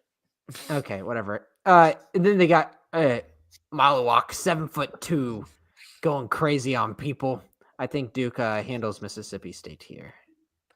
Yeah, it'll be nice to watch this first weekend of Duke, just to let my guy Con Knipple cook. He's who the Thunder's going to take with that 76ers pick whenever we get that one. Nice. Toying around and tanking this season. It's going to end up moving up into the top 4. You know how they're going to completely cheat the Thunder out of that pick. Give right. me that at number 7. Love me some Con Knipple and get Malawak, both of them cooking. Like this, that's the thing. This Duke team without Cooper Flag is still a very, very, very, very good college basketball team. Cooper Flag just takes them to the next level, makes them super elite. If possible, if I'm Duke, I would take the risk. Just let Cooper Flag rest as long as possible, and then bring him Maybe back. round 1, not versus Mississippi State. I think they could beat Mississippi State handily. I don't like Mississippi State at all. So All I right. take a Duke. Well, Knipple avoids getting pierced by Mississippi State, and we free the Knipple into the next round. Up next, we have 5 seed Oregon versus 4 seed Arizona. Yeah. I'm gonna go Arizona. Like I think Tommy Lloyd breaks through this year. I hate Caleb Love. Like Caleb Love is either gonna make them or break them. But I just like what they've assembled there. So I don't know. Like probably one of the least major programs that was actually good that are like this year, like that I watched the least. Probably Oregon. Like really had no desire to watch Oregon basketball. Kind of all those actually really just throw in that like UCLA, USC. Whenever they put them on, whenever they put them in the Big Ten, it sucks. I used to watch those teams all the time because it's the late night games. I love late night games. Love West Coast basketball. But when they're only playing those kind of half a year on long stretches, when they're going on the road, hate it. So I'm gonna go Arizona. Yeah, I wanted to fade Arizona, but then this Oregon matchup just isn't getting me excited enough. I'm going to take Arizona as well. Can we take a break? Do y'all see the Tracy Morgan video yet? I did This dude- see that he The threw dude up. on the side, on like court side MSG. Has nothing to do, but I have to make this is like an urgent news announcement. Like legitimately full vomited. Oh, it's bad. ridiculous. I will send. This is unbelievable. Sorry, this is just an urgent announcement. But yeah, we're gonna get Arizona moving forward here. All right. Are we showing the video? Is that why we've No, I just wanted to paused say here? it out I loud. just sent you a screenshot of it. All right. Up next, BYU versus Wisconsin. I think it's me. I'm gonna pick BYU in an upset here, Blake. I think I am too. John Tonji, I really like, but there's just some energy about Wisconsin playing this like high energy, fast pace, shooting the lights out of the ball type basketball, not just like their old slow Frank Kaminsky ways where they were talented, but they didn't have like a superstar on their team. Tonji kind of gives them that X factor, but I don't know. Like I like VCU's path. I like BYU's path. Montana's not upsetting Wisconsin, but I'll go with you. I think that if BYU makes it, like they're so well coached, like they're a threat to anybody. Mm-hmm. All right, BYU advancing. Up next, 7 seed St. Mary's, who moved past Vandy, is facing 2 seed Bama, who advanced past just a single man named Robert Morris. Yeah, I think this could be a tough matchup for Alabama, honestly, because they want to get out in transition, shoot layups, shoot threes. They don't want to take anything in between with those shots. And so that presents a problem with the St. Mary's team that it seems like they can defend the paint really well. They're a very well coached, balanced team, going to guard the 3-point line well. But I just think this Bama team, when it's at its peak, it's one of the best teams in the nation. Like I thought they could have easily been a 1 seed if it wasn't for kind of a late season fall off for them. The only issue that I have with them is what are we feeling about Grant Nelson coming into this tournament? I know he's a little bit banged up. Is he going to sit?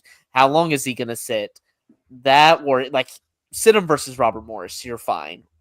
Worries me against St. Mary's. He gives them a little bit of a different element, something they could do on the inside. Also can kind of stretch the floor with some of the bigs of St. Mary's. So it worries me a little bit, but I think ultimately at the end of the day, Bama's too talented.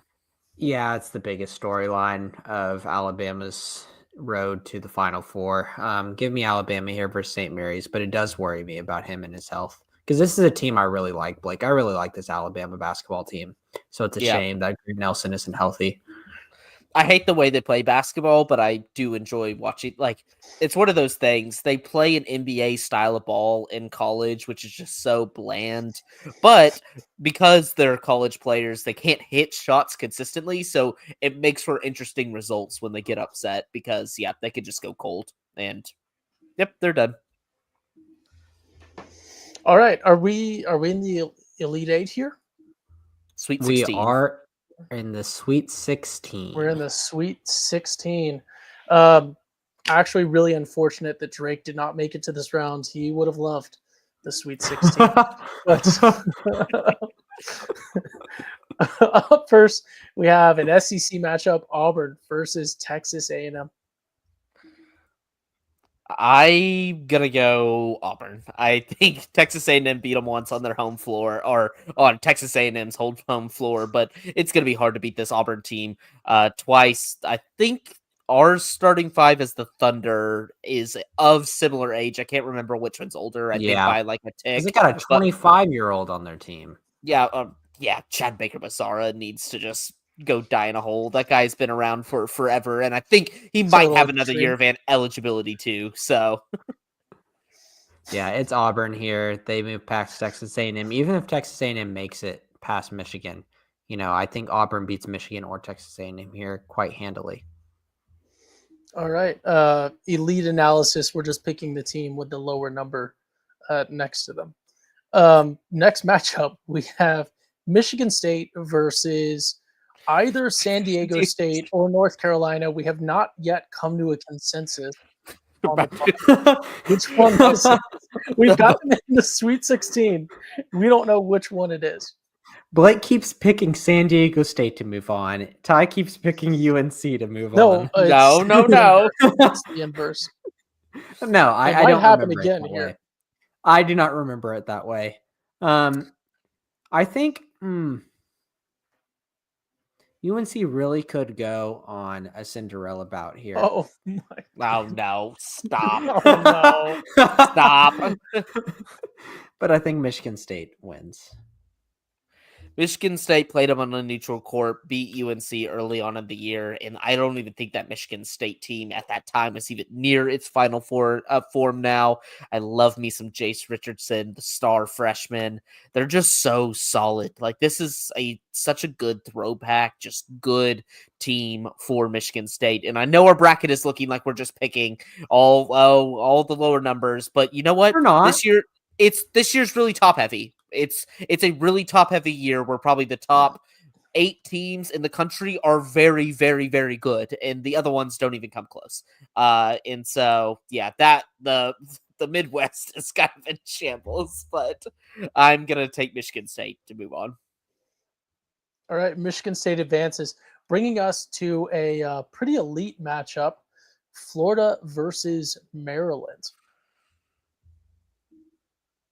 It's Maryland. This is the part where you guys, Maryland. Oh, he's picking Maryland. I know how good Florida is. I know how good they are, but the Crab Five, De'Aaron Queen, Jacoby Gillespie, Julian Reese, those guys, the Crab Five is what you need to win in March. It's those guys that your starting lineup is going to play so much. I don't care about depth when it comes to March Madness. I want to see your best 6, 7 guys that are out there that are constantly playing, that are going to impact this game. And Maryland has the best 5 out there. Like, they have the best starting 5, I think, of anybody in the country, even more than Auburn. That's how talented I think this Maryland team is. De'Aaron Queen, even as a freshman, even as an NBA lottery pick, has been super impressive as a center. Just immediately came in, made his impact in College Park, Maryland. I love them.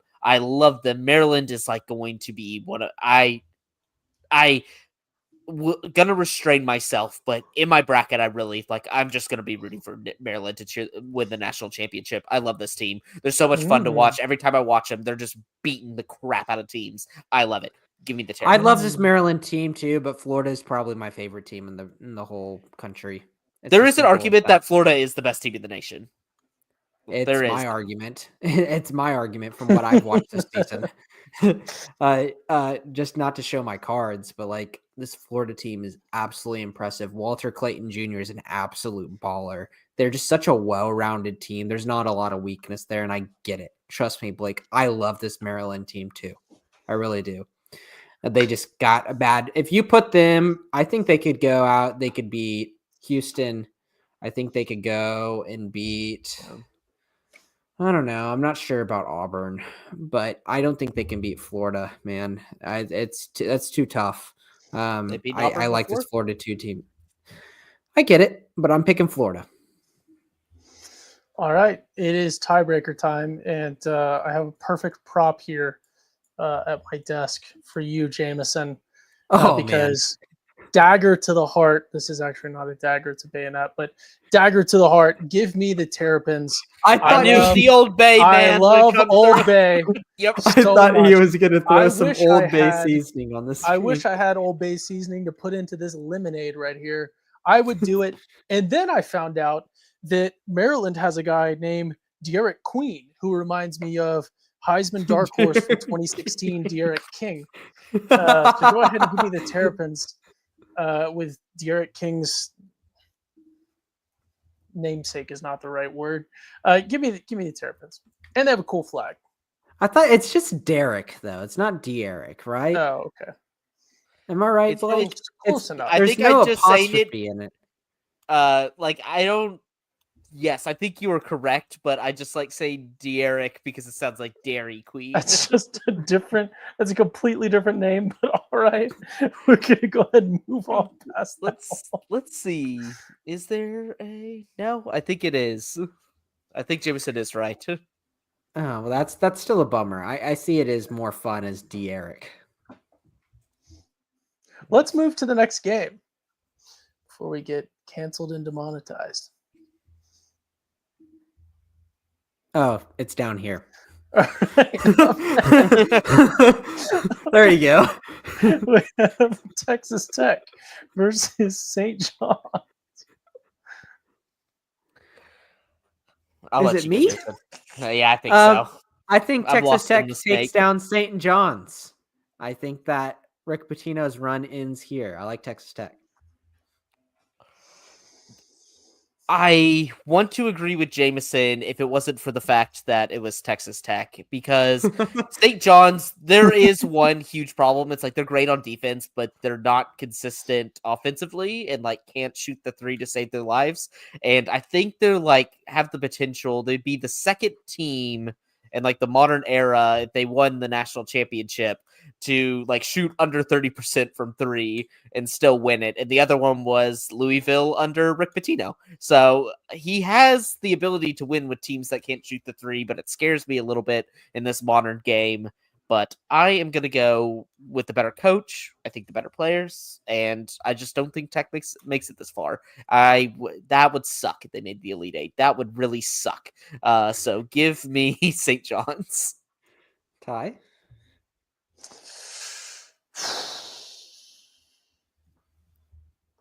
I hate this one. Why have we created this matchup? I think our bracket is exploded at this point. So go ahead and give me St. John's. Wow. I'm not picking Texas. I'm not picking Texas Tech. Okie dokie. Over here. We might get the national champion right, at least. All We'll right, see. so up here on the what is this? The East? Sure. No, it's the It's the East. East. It's Oh the yeah, it is. East. Oh shoot. Yeah, Arizona, kind of confusing, but we got number 1 Duke, East. number 4 Arizona, Duke. Sweet 16. Yeah, It's Duke's Duke. moving on. I think quickly. Cooper Flag's back by at least this point. So Yeah. All right, up next in the, I don't think we're in the East anymore. I'm not 100% sure. We're still in the BYU. East. We're still in the East. Number 6 BYU versus number 2 Alabama. Who is it, Blake? Me or you? I think it's you. I'm picking Alabama. BYU has made it too far at this point. Really like this Alabama team. I think Grant Nelson's healthy by this point, hopefully, and I think that this team should shut down BYU double digits here. BYU or Bama loves to step on rakes, I feel like, all the time when it comes to the tournament. And individual matchup wise, it's like, I think they beat Robert Morris. I think they beat St. Mary's. I think they beat BYU. But there's just such a good chance that they didn't end up in this place. So I'm going to go BYU. Wow. Only because it would be really funny if it happened. Go ahead and give me BYU. Okay. All right. But down we go. Yeah. Jeez, we're going to have... Did we forget to do this bracket? No, it's the formatting. Wait, what? I think we forgot to do this part of the bracket. We did. Whoops! All right, let's run through Midwest. This. Midwest. Houston is Georgia in the Midwest round of 32. Houston. Let's do both. Let's hit it and then go back up and hit it. So we're fully High Point. Houston beats Georgia. High Point, McNeese, Ty? I think High Point. I think High Point. If High Point gets here, I think they beat McNeese. All right. Jesus Christ. Yeah, I was wondering where my Longhorns were. We got Texas versus Troy. Oh, this is so gross. Why do I have to admit? Can I go back and pick Kentucky's Illinois? been eliminated. Do we have... Xavier? I think Xavier, yeah. Oh, God. All right, Longhorns advance. Up next, we got UCLA. For the record, if you're listening on podcast, I guess we're going with Xavier now.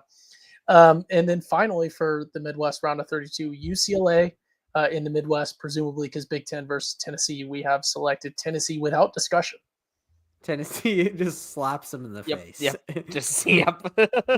All right, so back up to Houston. Let's High reset Point. to the Sweet 16.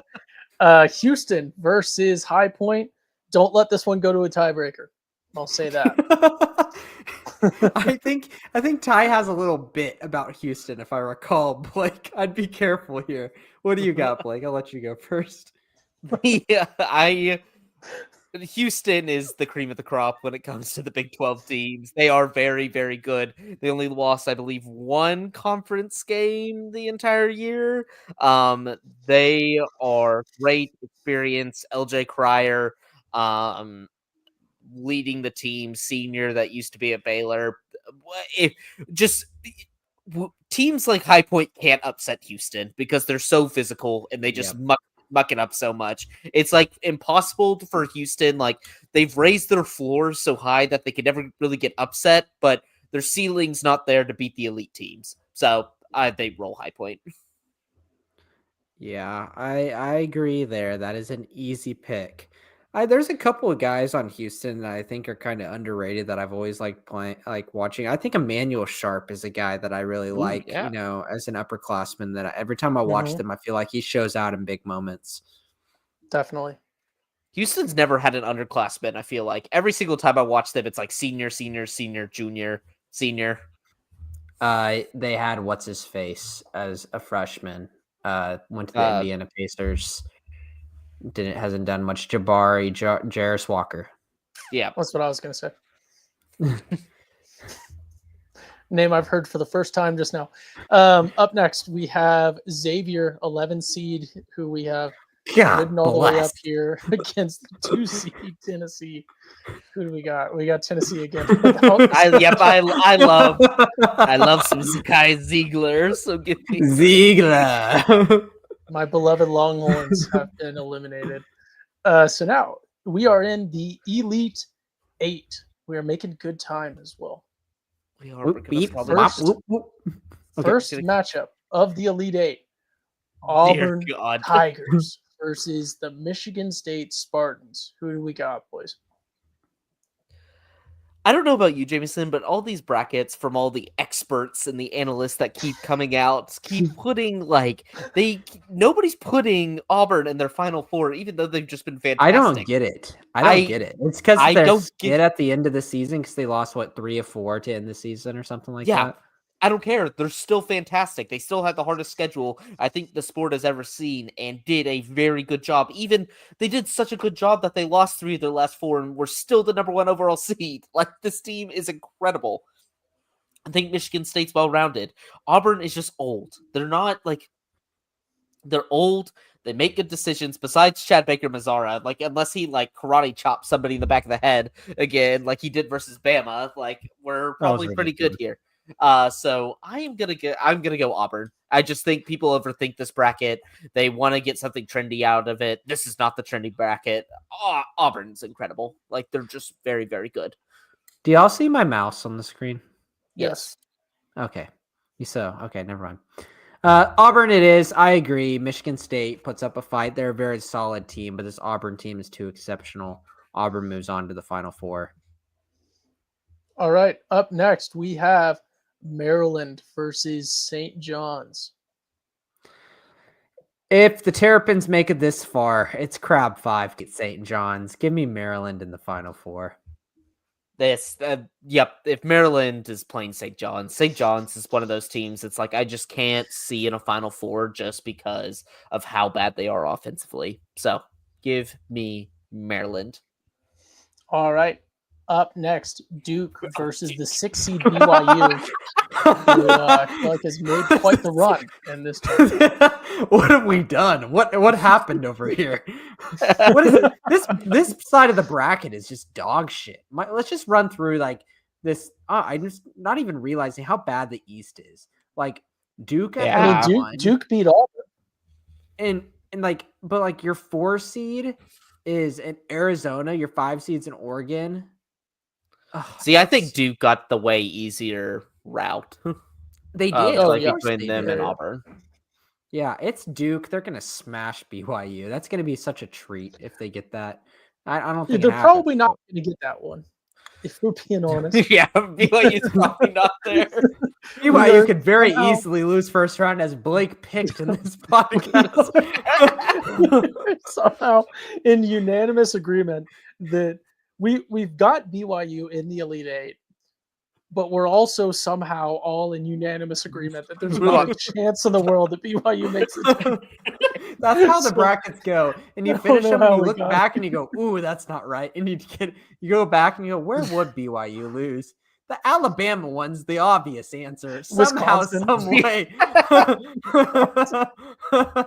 Every single game until this point. I don't know. BYU could have an absolute Cinderella run, and then we're some. I don't know what the hell this bracket is. It's Duke. Blake, don't pick BYU. No, Duke. I was doing a cameo. I love this Duke team. It's my favorite Duke team ever. All right, the Midwest that we've been neglecting. Houston versus Tennessee. Feel like maybe a decent matchup. Game. That is tough. I'm kind of stumped on this one. I'm gonna go. I think Tennessee. It's hard. It's just like I feel so bad for Kelvin Sampson. Like he doesn't get upset at the tournament, but hasn't really won the big one yet. And I think he deserves more because Houston just in the regular season never seems to lose. But I like the dynamic duo of Zakai Ziegler and Chaslin here so much for Tennessee. The problem is Rick Barnes is their coach. That is always the X factor when it comes to March is Rick Barnes can just not do anything when it comes March time. So it's disgusting. It makes me feel gross. Do I think Tennessee is going to make the Final Four? No, but am I picking them? Yes. Because you don't do it in a totality of results. You just go game by game, and in this game, I think Tennessee will win, which will put them in the Final Four. So yeah, I've got Tennessee beating Houston as well, Blake. I think that Tennessee has a lot of pieces. I think they're extremely deep. I think that we talk big about Ziegler, but I don't know if they've got that star guy that they really turn to. I think Houston's got the better, maybe one. They probably got the best player in this game. Yeah. But I think Tennessee probably has 2, 3, and 4, which is the sad part. So I think Tennessee wins by depth. I think they win the bench points and beat Houston. For the record, like 10 minutes ago, we all said we don't care about depth in the in March Madness. But good to see that Tennessee moves on. That's a safe pick, being as Tennessee has a lot of fans that would be disappointed. And Houston is hoping this year they're going to make a run and get their first fan. All right, so the Final Four, we have Auburn versus Maryland playing in San Antonio, Texas. Not sure why they're being punished. Oh, the other team is also playing in San Antonio. So both teams. Also, the national the Final Four championship, I'm now hearing, is in San Antonio. Mr. President, there has been a third San Antonio game. Auburn versus Maryland. What are we thinking on this one? The crab 5 ends here, Blake. Yeah. It's Auburn. This team's too good. I think that they've got everything you need in a team to make a run, keep it solid, and not have a hiccup. Give me Auburn. Yeah, it's Auburn. Auburn comes close to matching the Crab 5 with some pieces off the bench that I think are just better than Maryland. Deny Broom being the best player in the game. Give me Auburn. Yes, all right. Depth is back to mattering. No, I said the top 7 matter. It doesn't matter if you can go 10 deep. It doesn't matter if you can go 9 or 8. It's 7. You need 2, a impactful guy off a bench, and then maybe the 7th guy just doesn't sink you. He can go out there and give you. He's not a non-liability. Yeah. That does make sense. I do like that justification. All right, so next game of the Final Four, Duke versus Tennessee. Is Blake, by his own hand, going to create an all-SEC national championship here? No.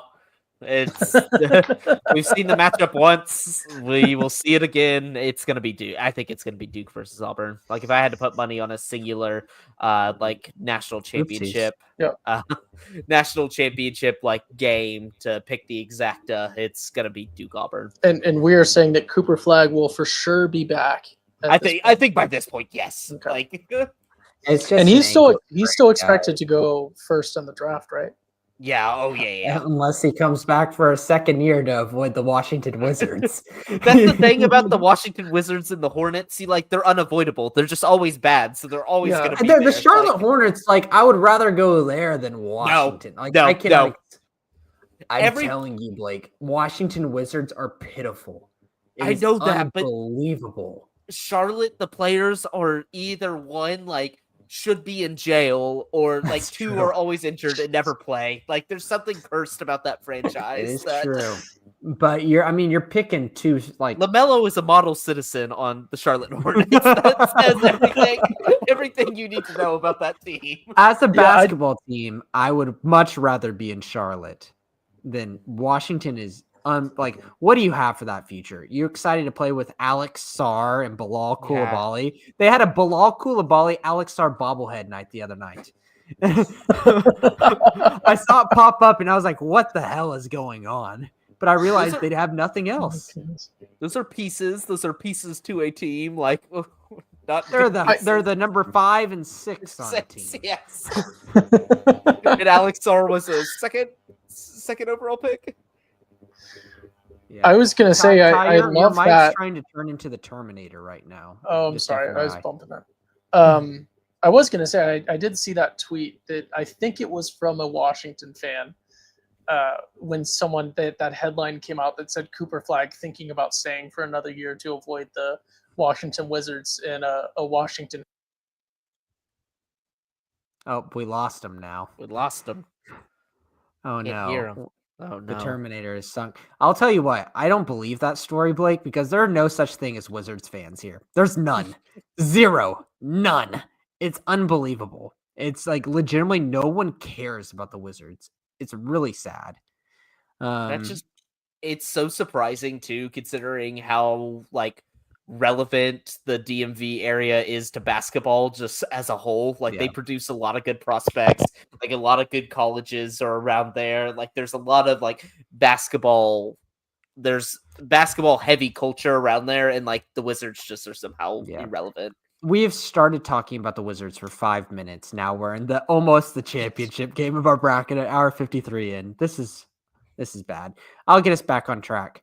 So Blake picks the Duke Blue Devils. Jamison picks the Tennessee Volunteers. Why? Because there's no way. SEC, it just means more. I think we get an SEC battle. Ty loves the SEC, but he loves a good storyline, and Duke Auburn is just something that would be absolutely incredible. It's what the people want. Can you guys hear me now? Yeah, you're just under the water a little bit, Yeah, but it's it's okay. bad quality just for a moment because we've gone so long that my microphone has died. Duke versus Tennessee tiebreaker. I don't like. Yeah, the SEC meme thing, right? That's funny in the round of 32, but I don't want Tennessee to be in a national championship. That's not Clip fun. it. Yes. Clip it.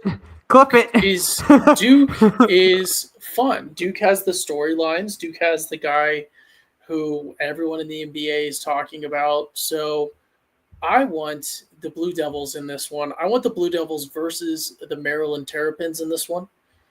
But go ahead and give me Duke.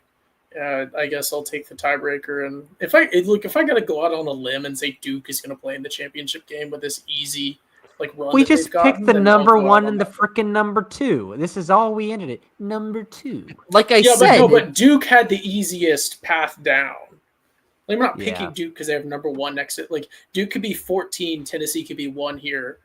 All I know I will is say Duke I have equals good at basketball. I have 2 different teams in my real national championship. What about you, Blake? Is this your national championship game? yeah, this will probably be my national championship game. Like, Yeah. it's the game I want to. It's the game I think is going to happen. Like I said, this year, it's incredibly top heavy. Like these top tier teams. If you have 1 or 2 next to your name, you've separated yourself. And even within then, like I think it's Auburn, Duke, Florida. Like those are the 3 teams that I see as like the best of the best. Don't you worry just a little bit about Duke's youth? No, because it hasn't. The only, I guess, okay, this is the only thing that scares me is Cooper Flag getting too sweaty and his hands getting slippery again. He's a and having turnover late game. maestro at the end of the game. He gets too sweaty, man. Okay, they just need to towel him off a little bit more. They need to just make sure that he's keeping cool over there. But does it worry me? Yes, but has he shown just to be like he's the best player in college basketball, and he's a freshman. And like besides those like 1 or 2 games where he has had some like boneheaded things at the end of the games, like just by talking about those ignores the fact that he's been incredible for like 98% of the time. They're gonna show up. Like even if one of them's bad, Con Knippel's great, Malawatch is great, and they have guys around him that aren't horrible that like can supplement it. I just think Duke is the best team. Like when I look at this matchup, I think Duke's going to win. Like I think this is going to be a great year for college basketball because everybody wins. College basketball gets one of the blue bloods back up there in the spotlight, like beating the number 1 team in the country, and they also get the top NBA prospect like in a big March Madness moment, which doesn't feel like it happens anymore. So give me Duke. I want Duke. I think in this matchup, I would pick Auburn over Duke, but at the same time, I think Duke has a bigger chance of losing before getting here than Auburn does. I worry about that Alabama-Duke matchup. I think that's going to be a really fun game to watch. I feel more comfortable saying Auburn's going to beat Michigan State. I feel less comfortable that they could beat a Florida team. But in terms of our matchup, I think that I'm scared more about Duke's road than Auburn's road.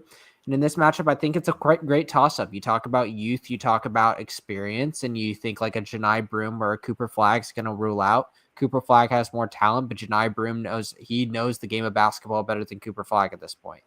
And I think Auburn's team is a lot of fun to watch and they obviously as the number 1 team in the nation, they get respect, but it's not as sexy and fun to watch as Duke. And I think that more people would want to pick Duke here, but I'm going to pick Auburn. So give me Auburn. And it's a tie for the national championship. I like how we engineered this pod so that I, not knowing anything about college basketball, would not have to make any consequential decisions, and now I'm unilaterally deciding. Would you rather duck race the final one? No, I think this one is easy for me though because of it's not a logical fallacy, I suppose, but some sort of gambler's fallacy. I'm sure there's a specific term for it, but it's the rematch. You're telling me that Auburn, Duke, some potential injuries, a guy who is at this point, going to be riding high, but Duke's offense is, well, their whole team is centered around a guy who will be riding high and presumably playing at this point, but definitely looking forward to the NBA and his NBA decision versus a more mature team, a more fundamental team. I don't know that to be true. I made both of those points up, but Auburn has lost I to had them no already. idea where this one was going. I like Auburn in the rematch. I just feel like there's an advantage there. I feel like there's an advantage there if you're. I don't think Auburn's in the national. Like when I go make my bracket, Auburn won't be in the national championship, but Auburn versus Duke. Like just looking at that matchup in a vacuum, Jamison has been very compelling about his support for Auburn, so that has won me over. Well, the number 1 overall seed. I did forget to mention this. Y'all know that Cooper Flagg's a twin, right? He has a twin brother. Yes. What does that have? Did you know that, Ty? Why would I know that? Or isn't it insane that there's a twin brother and he's just like, he's going, I think next year he's committed to University of Maine. Like he's just not a good basketball player. And his brother is like, maybe hear me out. It's because he's not on Duke. Is Cooper Flagg a system player? You heard it here on the Schooner Pod first. But I would say no, because I guess Cooper Flagg, he did like reclassify. Blake's legitimately taking that take seriously right now. See, but it could be no. You know what? I'll double down and make it serious though. It could be a Tua situation because both of them were mid. Yeah, you do make a fair point there. Talia probably just had as much talent as Tua, but just didn't have Nick Saban. Yeah, if you put him on a Nick Saban Bama team, what's he gonna do? You know. All right, Ty, would you like to do the honors? And I just want to tell me how many total points do you think is going to be scored? How many points do you think is scored on average in a college basketball game? How many points on average in a college basketball game? This is 100% off the dome. Combined points for both teams, right? Yeah. Yep. 87. What? Oh, Jesus Christ, no. What? You think it's going to the final score is going to be 42 to 45? That's about what games were like in high school. So yeah, that's like 2A. That's like 2A high school. I played at a 3A high school. All right, that's wrong, Blake. I was thinking something like 142 or something like that. 142 combined points. Yeah. I could go like 130 something if you wanted. Yeah, I guess 70 something a piece is not that crazy, I suppose. If you're in the 130s, you're playing one of the teams is pretty defensive. If you're in the 120s, it's defensive and slow and sucky. And then I've seen some that have gone into the 110s, and that is. All right, submit. The bracket is locked in. Yay. All right, well, I think that we are at the 2 hour, 1 minute and 42, now 43, now 44. Record time. It just keeps going. We're at the 2 hour and 2 minute mark. We have created one of the brackets of all time. Technically, mathematically, it has just as good of a chance as any other one of being correct. So we have that going for us, which is nice. Do you guys have any leftover comments, thoughts, opinions? Please don't have any about religion. We'll share those just off the air. But anything left over that you guys would like to bring up before we? Yeah, I'd like to go back and let's revisit a couple of takes. I want to revisit the Lipscomb game where you guys decided to push forward and San Diego State and UNC. And right here, I think that was a wrong pick. And also, Lipscomb has a 14 next to them, though. I would like also to bring back BYU should not be getting past Wisconsin. I think we made a mistake. Okay, well, Jamison, you are free to make your I own think bracket. the bigger mistake is BYU over Alabama. Yeah, well, who did that one? Like I said that mistake was bigger. That was me doing some revisionist history. I'm like, Alabama could lose in any of these games, and so I feel like at this point they're not there. But BYU just has to be the one to stop them. Blake's got 14 layers of hypotheticals to justify his. All right, well, for me, Jamison, and Boat and Blake, that has been the 2025 edition of the Schooner Pod's March Madness bracket. We have certainly started the madness already. Thank you all so much for joining us. Thank you for being patient with our minor technical difficulty here at the end. And just a reminder, I did not refer to anything as witchcraft, and neither did Jamison. That is all, and good night.